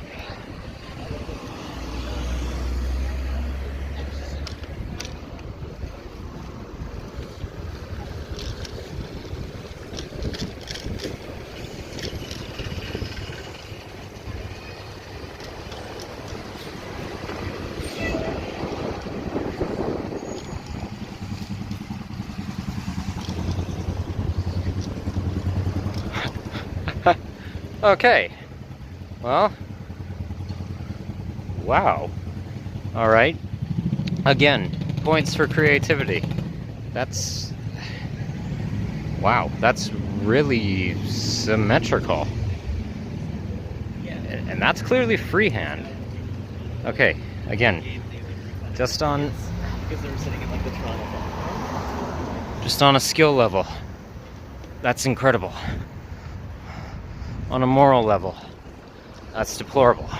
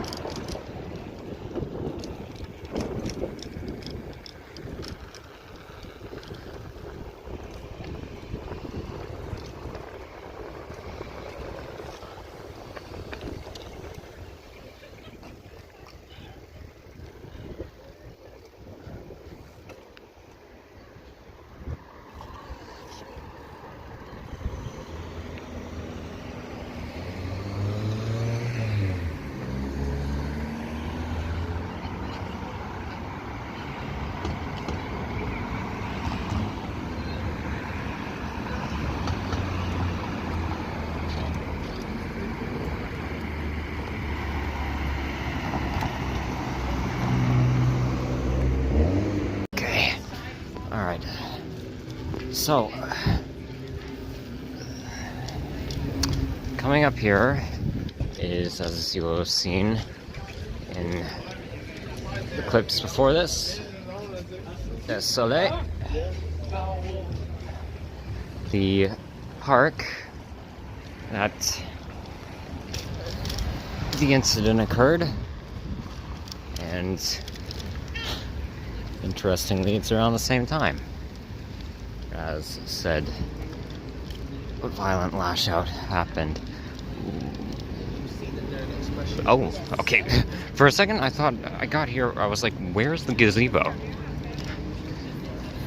I thought, okay, is it mobile? No, that can't be. Its base is made of concrete. That's... Anyway. So... Yeah, there's still some amount of, I don't know if you can see them glistening, small amount of glass shards, but regardless. So, welcome to Little Italy. Now, as the name would suggest, and from what I've seen researched about it, its predominant population is those of Italian descent. More so, though, Southern Italian, and as well as those who are Sicilian. But there's also, in some areas, I've noticed a fair amount of Northern Italians. But it's a very, very lively area.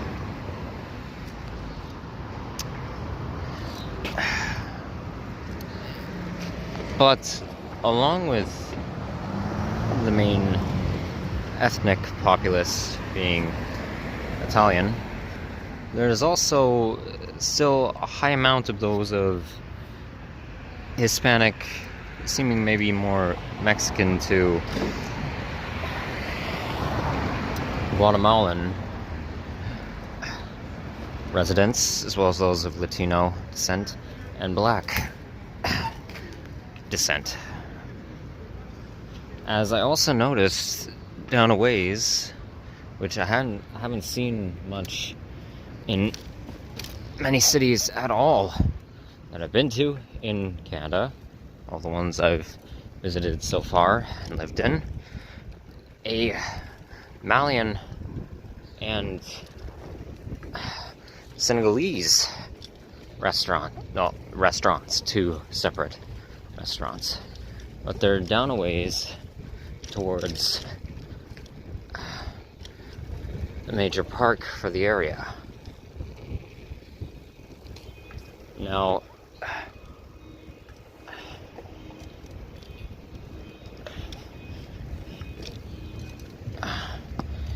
an accompaniment with that,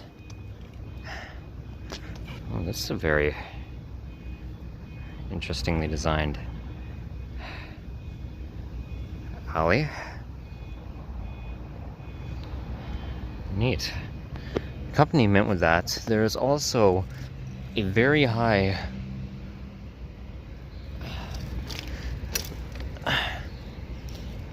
tenant populace for the area of those part of the LGBTQ+, especially in terms of fashion attire, cultural aesthetic that is worn. I don't know if you could notice from a certain amount of people who I passed along the sidewalk, but there are many adorning attire that more maybe non-binary or transgender aesthetic, or those who appear to have feminine physicalities with more masculine clothing presentation, and vice versa for masculine physiology and feminine dress wear.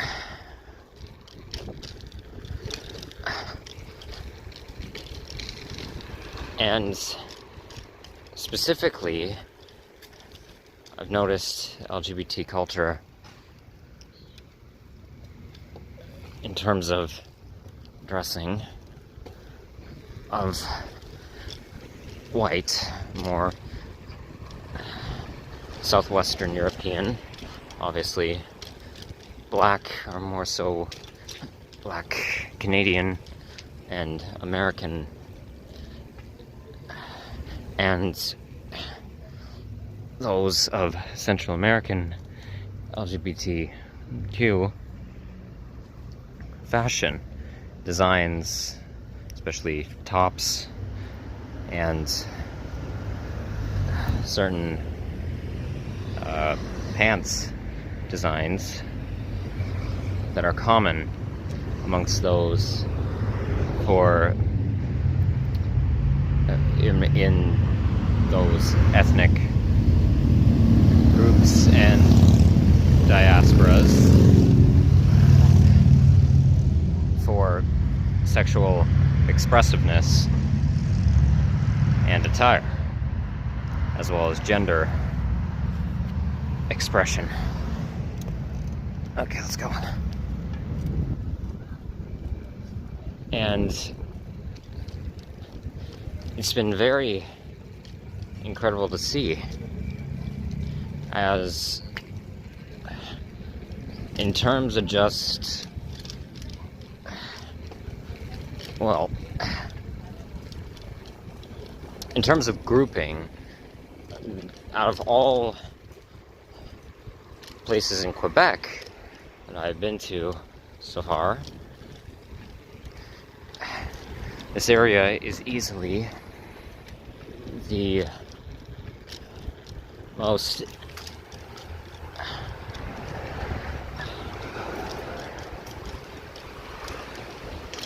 LGBTQ+ friendly, at the very least in terms of, well,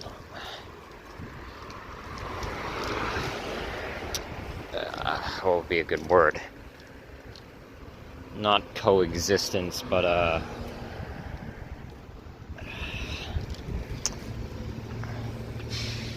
just embracement. Embracement, I guess I'll say, is a better word. And plus, as well, I should mention that of obviously Quebecois LGBT plus clothing, though not as much as the others that I mentioned, interestingly enough, given this being Montreal. But let's go down this way. I haven't been down here very much.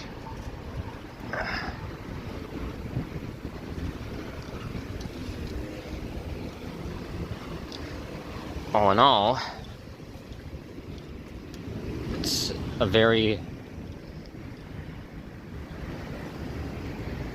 unique spot that stands out. Similarly, in relation to main inhabitants, that of Little McGraw in the St. Leonard borough of Montreal. But this will now lead into the last bit of what I wanted to discuss for the topic of the video. So, in relation to movements throughout history, organized or allyship of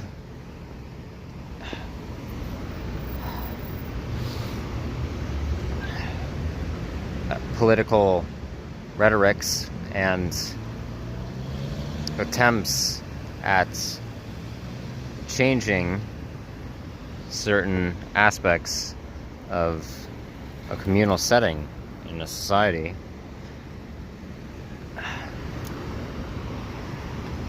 There have been adoptions of ideologies that seem, in terms of what the movements desire to achieve on a collective scale, seem like so-called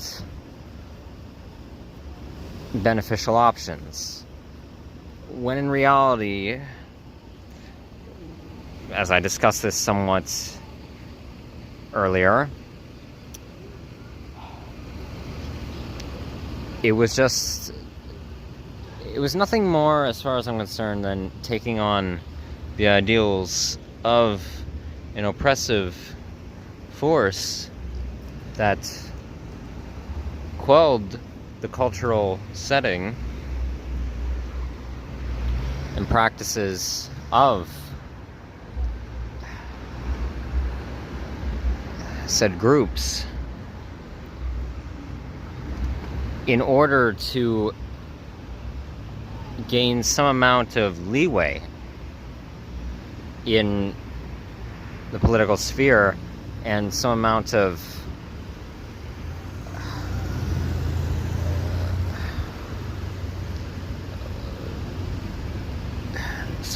easing up from the subjugation.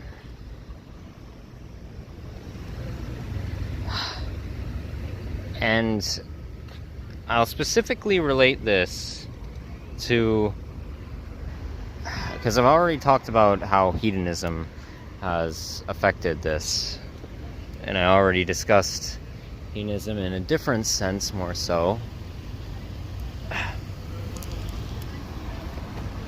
in Exploring Laval Part 9. So, for economics,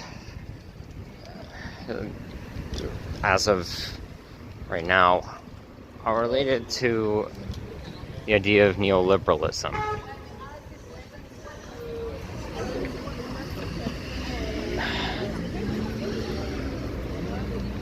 So,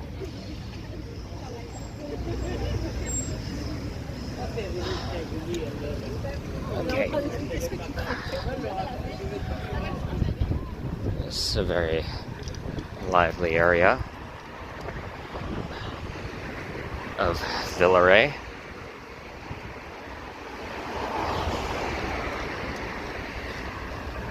Or sorry, Villeray.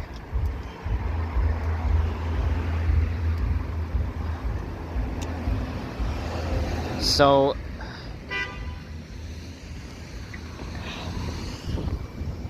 often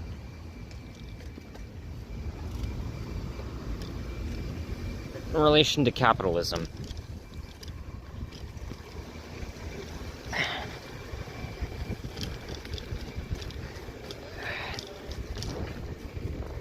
because of the dismissal and gained ideas by white supremacist ideology, patriarchy, heteronormativity,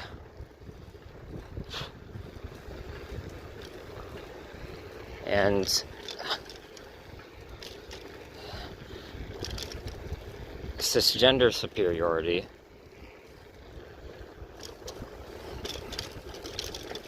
as well as Christian supremacy, all in relation to the westernized world and its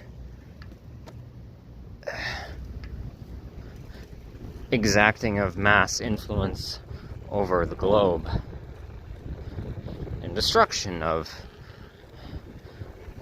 not just its own areas of the West, but the Easternized world and what remains of it.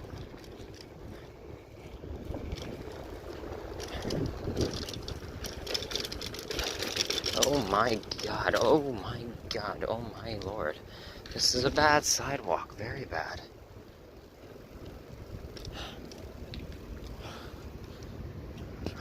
Oh.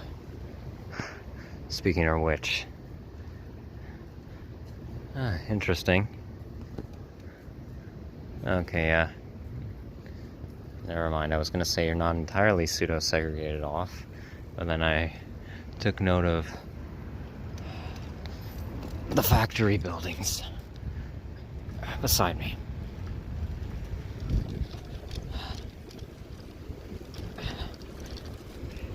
There's been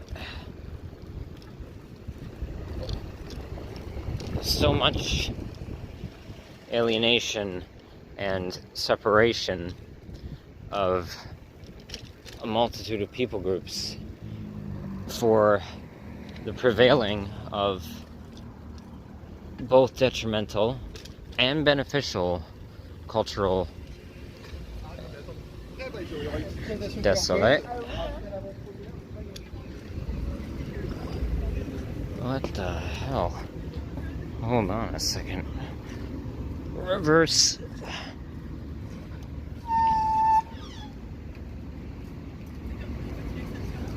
Oh, damn.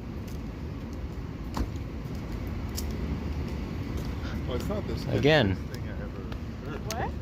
It's not the sketchiest thing I ever heard. I will admire the creativity.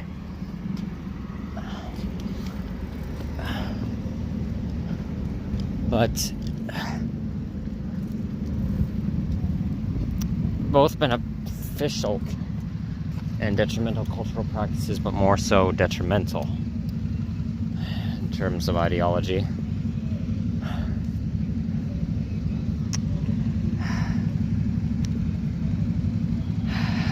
And in this, on a societal scale, because of the strife that various groups have been put through, This has led to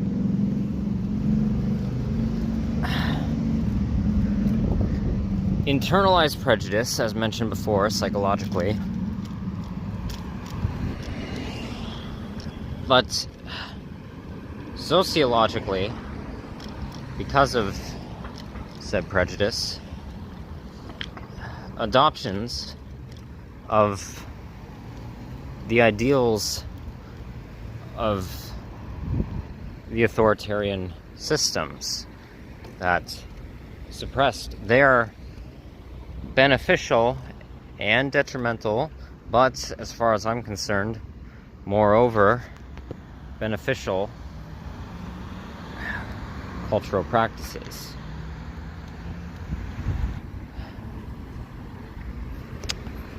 And this, in specifics to fascism, and even more specifically,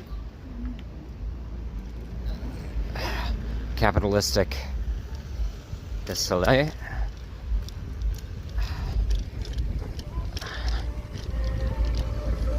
economies,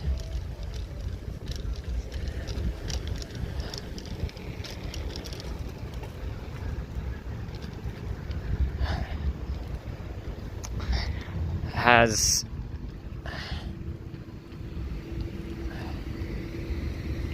led people in these groups to favor said ideals.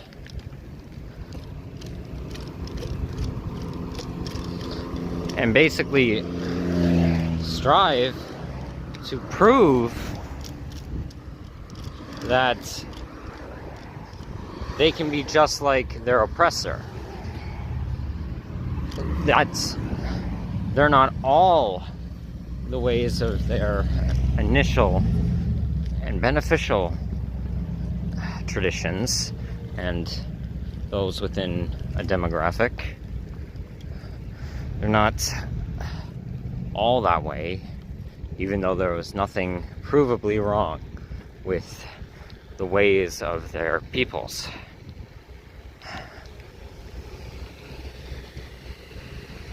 Okay, just to pause that for a second, that thought. This is Park Jerry. Now, if you saw my last video, I was here, and there were two very talented musicians playing saxophone and a marching drum. It's a very, very beautiful park, but it of course has its eyesores, which I'll get to in a second. But just take a minute to admire this.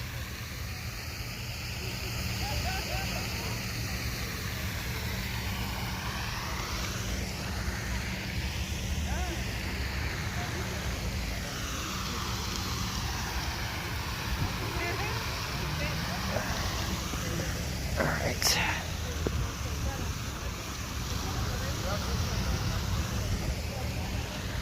So,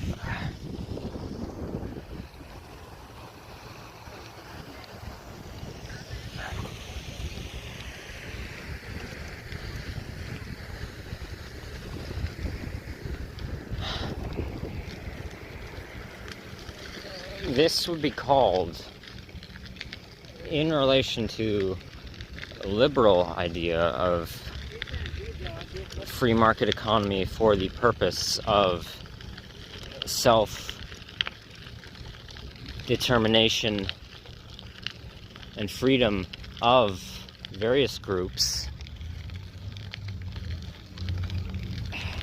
and allowing for fair trade amongst, so-called fair trade amongst individuals in a classical liberal sense.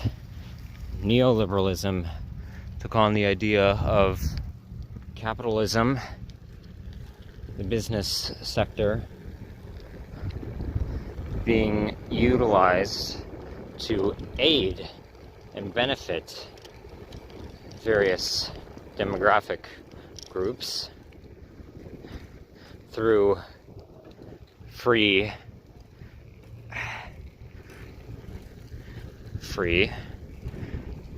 economics, which, well, that's just the theory of the neoliberal principle. But as far as I'm concerned, as movements such as have played out through the years, we've seen how this has taken on a suppressive force and separation of classes financially within said various groups. And as well as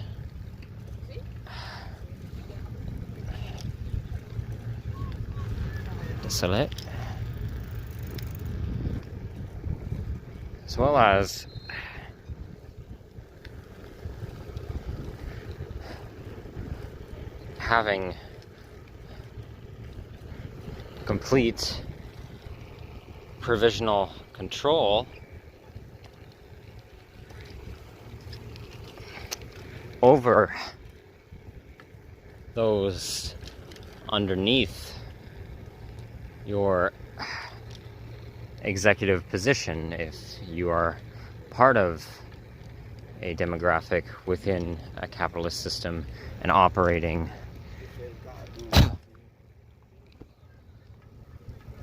an establishment or franchise of any kind.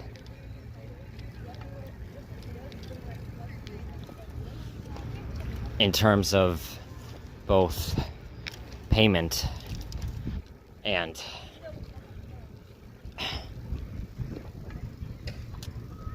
priority.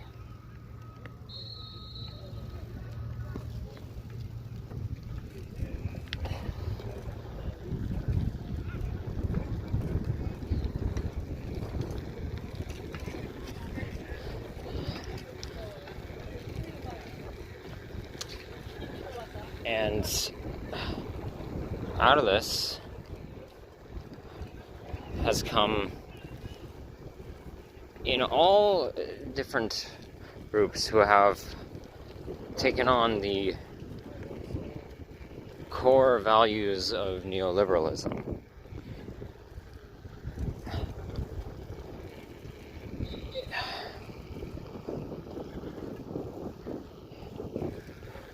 It's become apparent to me that a recurring theme has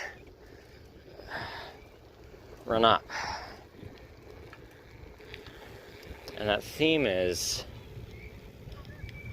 well, everyone deserves to just get paid, and I want to make my fill so that I can have financial Whoa, Camden. We're gonna have to be careful going on gravel, especially on concrete roads.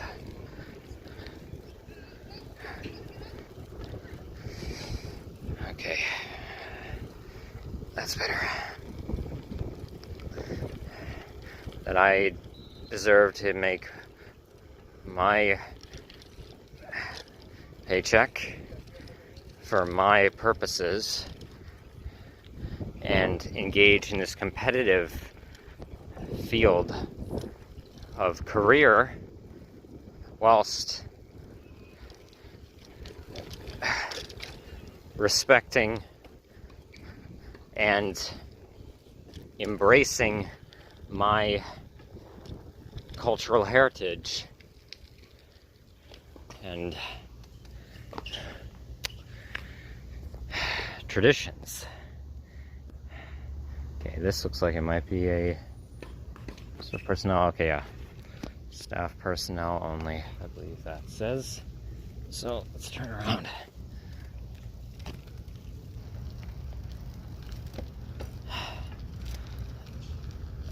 Okay, here. Let me get to the other end of the park and keep rambling. Okay, just to speed up my rambling a bit.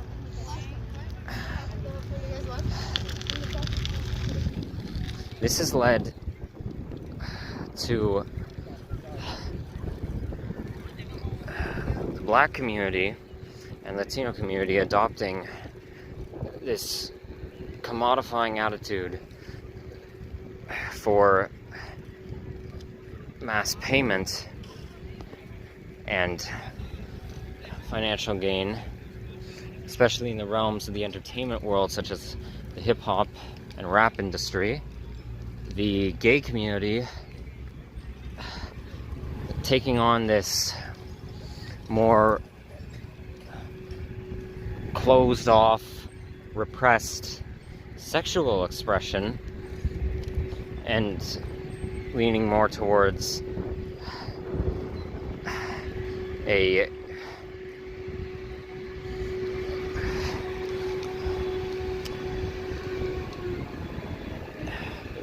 more towards this inexpressiveness of their sexual identities, as well as goes for the bi community and pan and asexual community, for those who have been told to be more sexually pervasive in terms of business world. It's led to the polyamorous community in the sex work industry taking on this hedonistic pleasure and only engaging in sexual performance for profit. It's led to the Muslim community adopting a Eurocentric and Christianity, or westernized Christianity, pleasing spiritual practice overall, especially in the post 9/11 era, and led to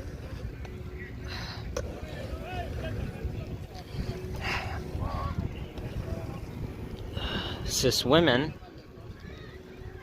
and those, the transgender community, taking on this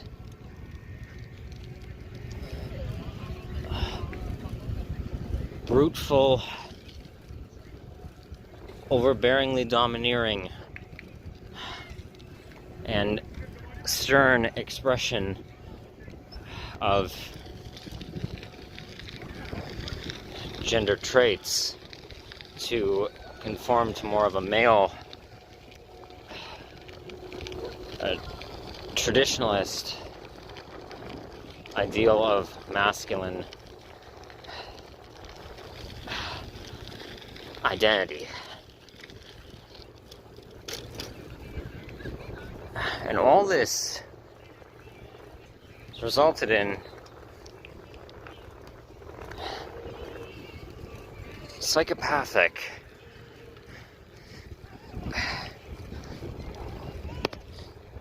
nearly knocked my phone out of my hand.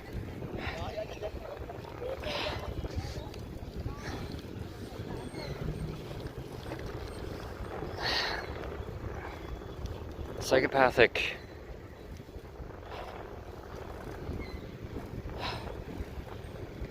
dismissal and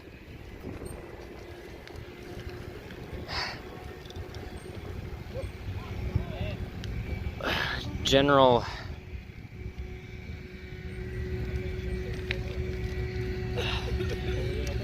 aggravation and egocentric wants for being dominant in the business world, and wanting this praise as being a part of the oppressive function. Okay, you know what? I'm gonna actually find a place to sit down and do this, because yeah, I'm losing my wording here. Okay, so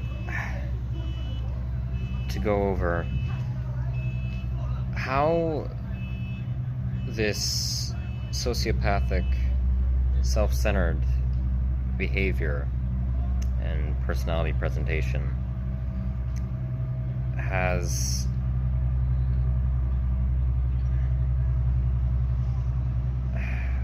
festered a toxic cultural ideal of so-called self-independence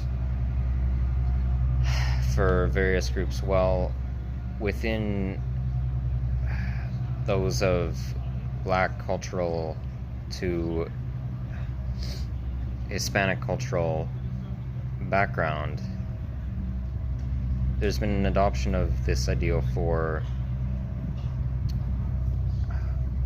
high praise of, as I said, financial hierarchy, pretty much. Or specifically in relation to misogynoir and sexism with toxic masculinity within the two communities. This idea of patriarchal providing and full dependence contradictorily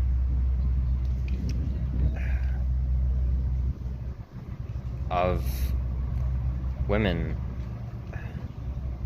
to men within the communities who are pressured to obtain very high-ranking financial positions as being the provider for a family unit.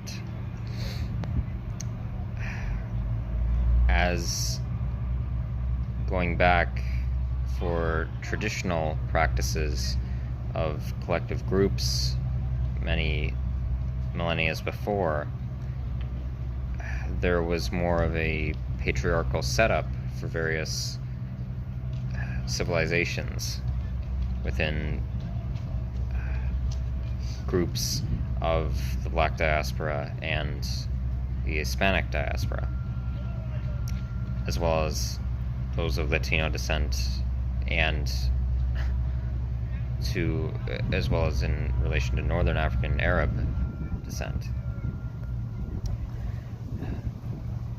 Problematically so, and not all in that regard, obviously, but sadly there were many that functioned in a what I would call a non-malicious structuring of patriarchal societal control, but regardless still a destructive one to one degree or another.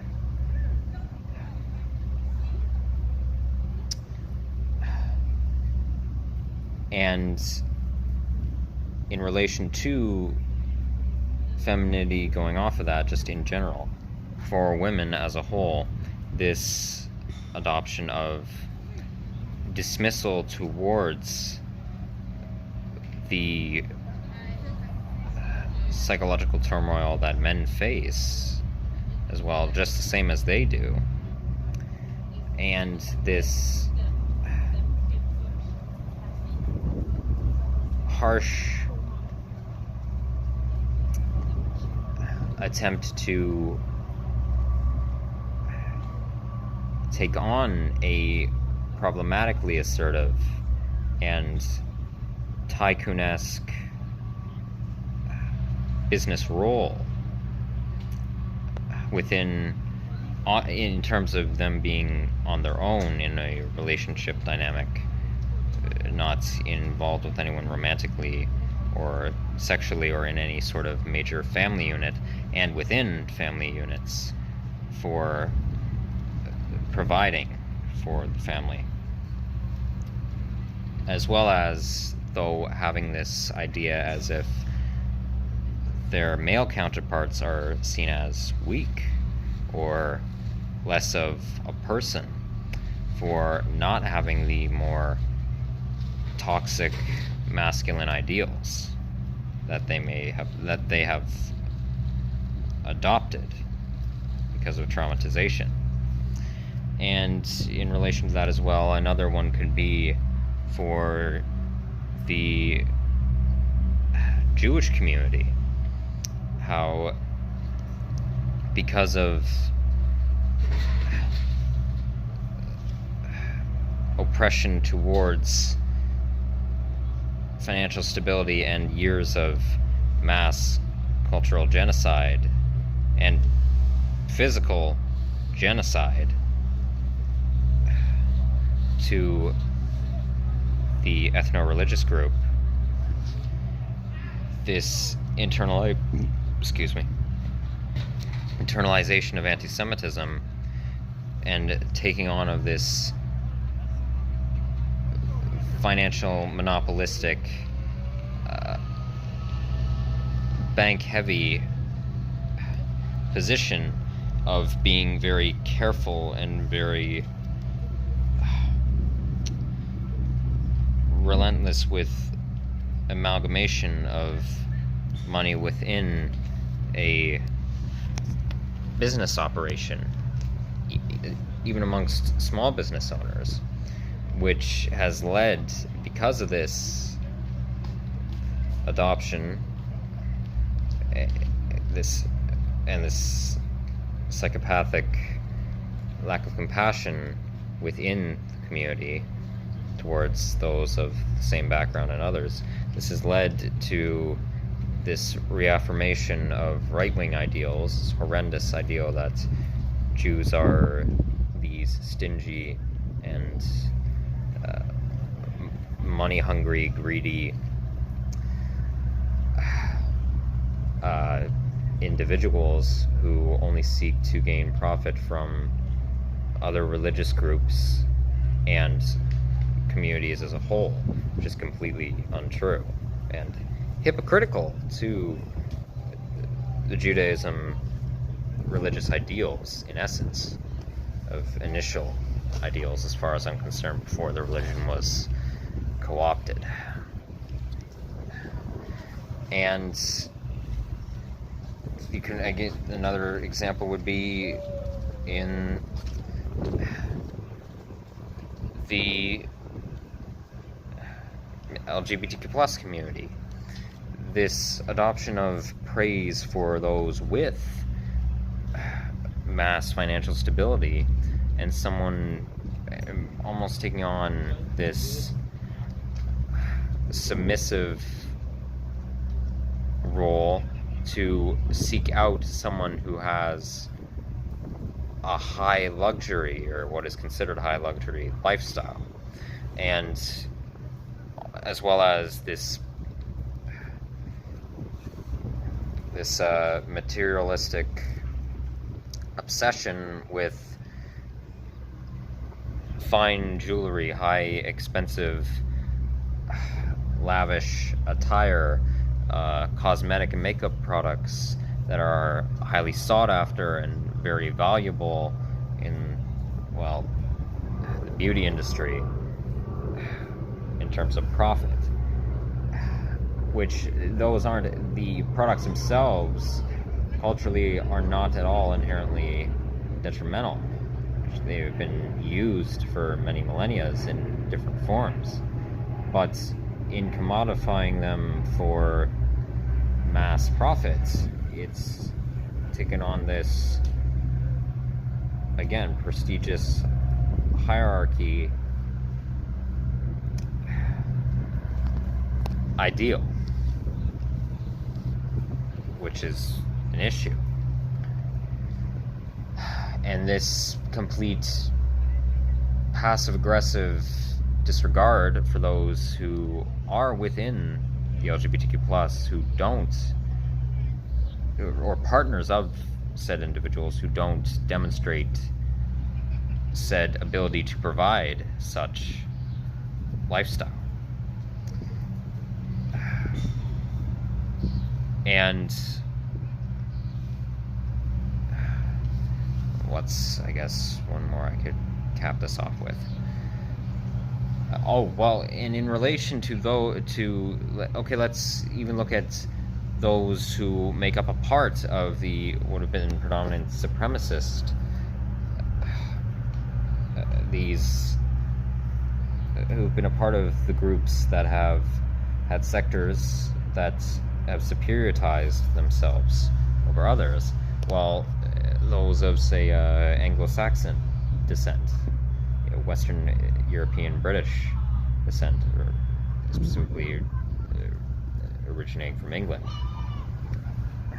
Well, there has been an adoption, especially in relation to Christian Anglo-Saxons, this idea that you have to keep care of only your family unit, and you have to comply and conform to the problematic ideals that have been spelled under white supremacist ideals, and these and Christian supremacy as well. You have to conform to it and rigorously follow a religious, stern religious practice in order to preserve our group, and you have to uphold this in a business practice as well, in what is considered so-called professional, with complete disregard and seeing other groups in terms of various entertainment practices and various aesthetic attire and various physical appearance and also romantic and sexual acts as being disgusting or depraved and seen as highly taboo and very unsavory if you were a decent person.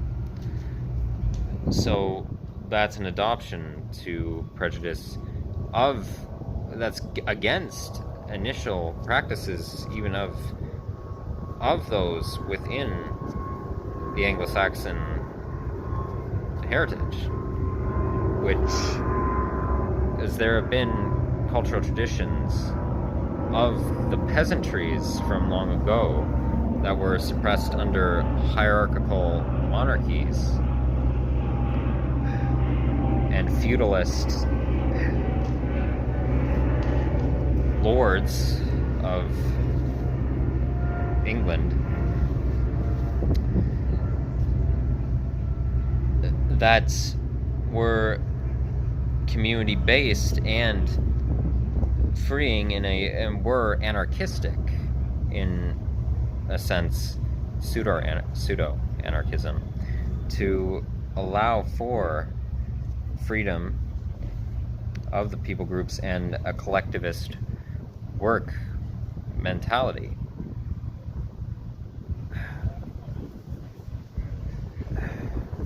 As well as the expression of their own traditions through, and also their own cultural attires, of what was seen as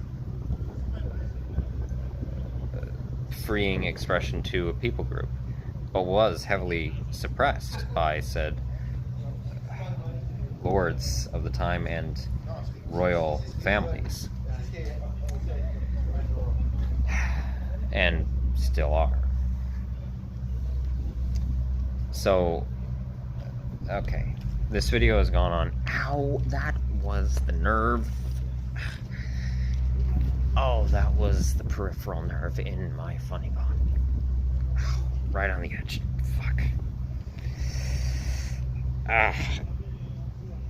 Got it right to the point where it sent a numbing sensation through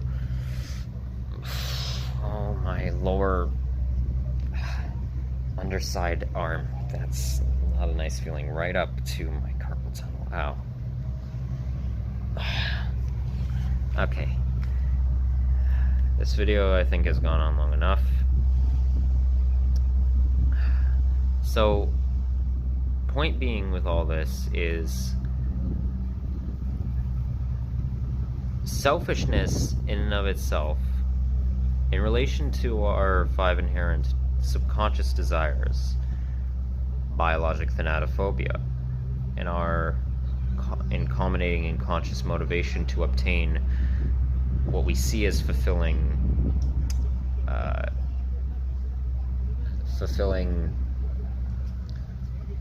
external stimulants, whether actual stimulants or just, you know what I mean, environmental pleasures or goals to achieve in our surroundings to fulfill said desires. In relation to all that, it is not inherently unempathetic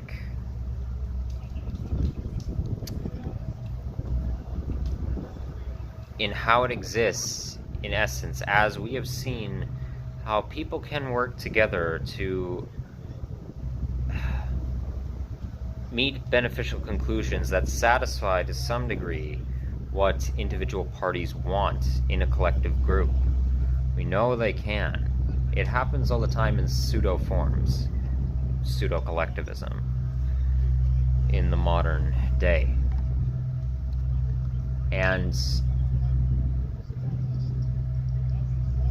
this idea that selfishness is inherently psychopathic and you have to lack compassion, you have to be this passive and domineering aggressor to obtain your self-independence and freedom is a load of complete horseshit nonsense. Funnily enough, Oli Sunvia did a video on pretty well this exact same topic and uploaded said video a couple days before I am now. And I watched it, and it's a fantastic video. I encourage you to go watch it as well. Her video didn't give me the idea to do this because I had wanted to make a video on this topic for a while, but it further gave me insight into how it manifests in everyday social settings more than I had already seen, and I highly encourage you to go watch it. So anyway, as I said, I'll show the not so pleasant sights in this park before ending the video. So this park has 2 arenas, and sadly they are owned by and operated by IGA.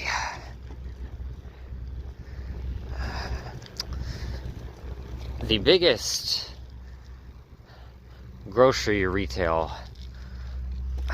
conglomerate in the province of Quebec, one of the biggest in Canada. And I don't know if they bought up the stadium or they actually constructed it, bought up the land and privatized the hell out of it. And also they have paradeal sponsorships from Rogers Canada, Mega Communications Monopoly, and National Bank, private banking company One of the largest in the country. Oh, I guess specifically this. Oh, wow, that feels weird. I don't know how it feels to you, Camden, but specifically, I guess maybe Rogers owns up this court here, but it well, yeah, it's not exactly nice to see, but that's not the end of the atrocities. Yeah, just like Maisonneuve Park, they've got a facility of some kind here as well, Hydro-Quebec. So, well,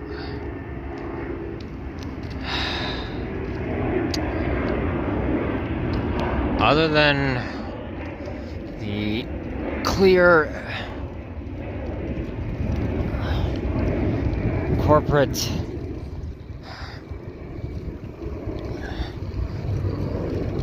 lobbyist associations' priorities for incentivizing the lower classes and oppressed groups all around to be more trusting of them for social services and giving some amount of beneficial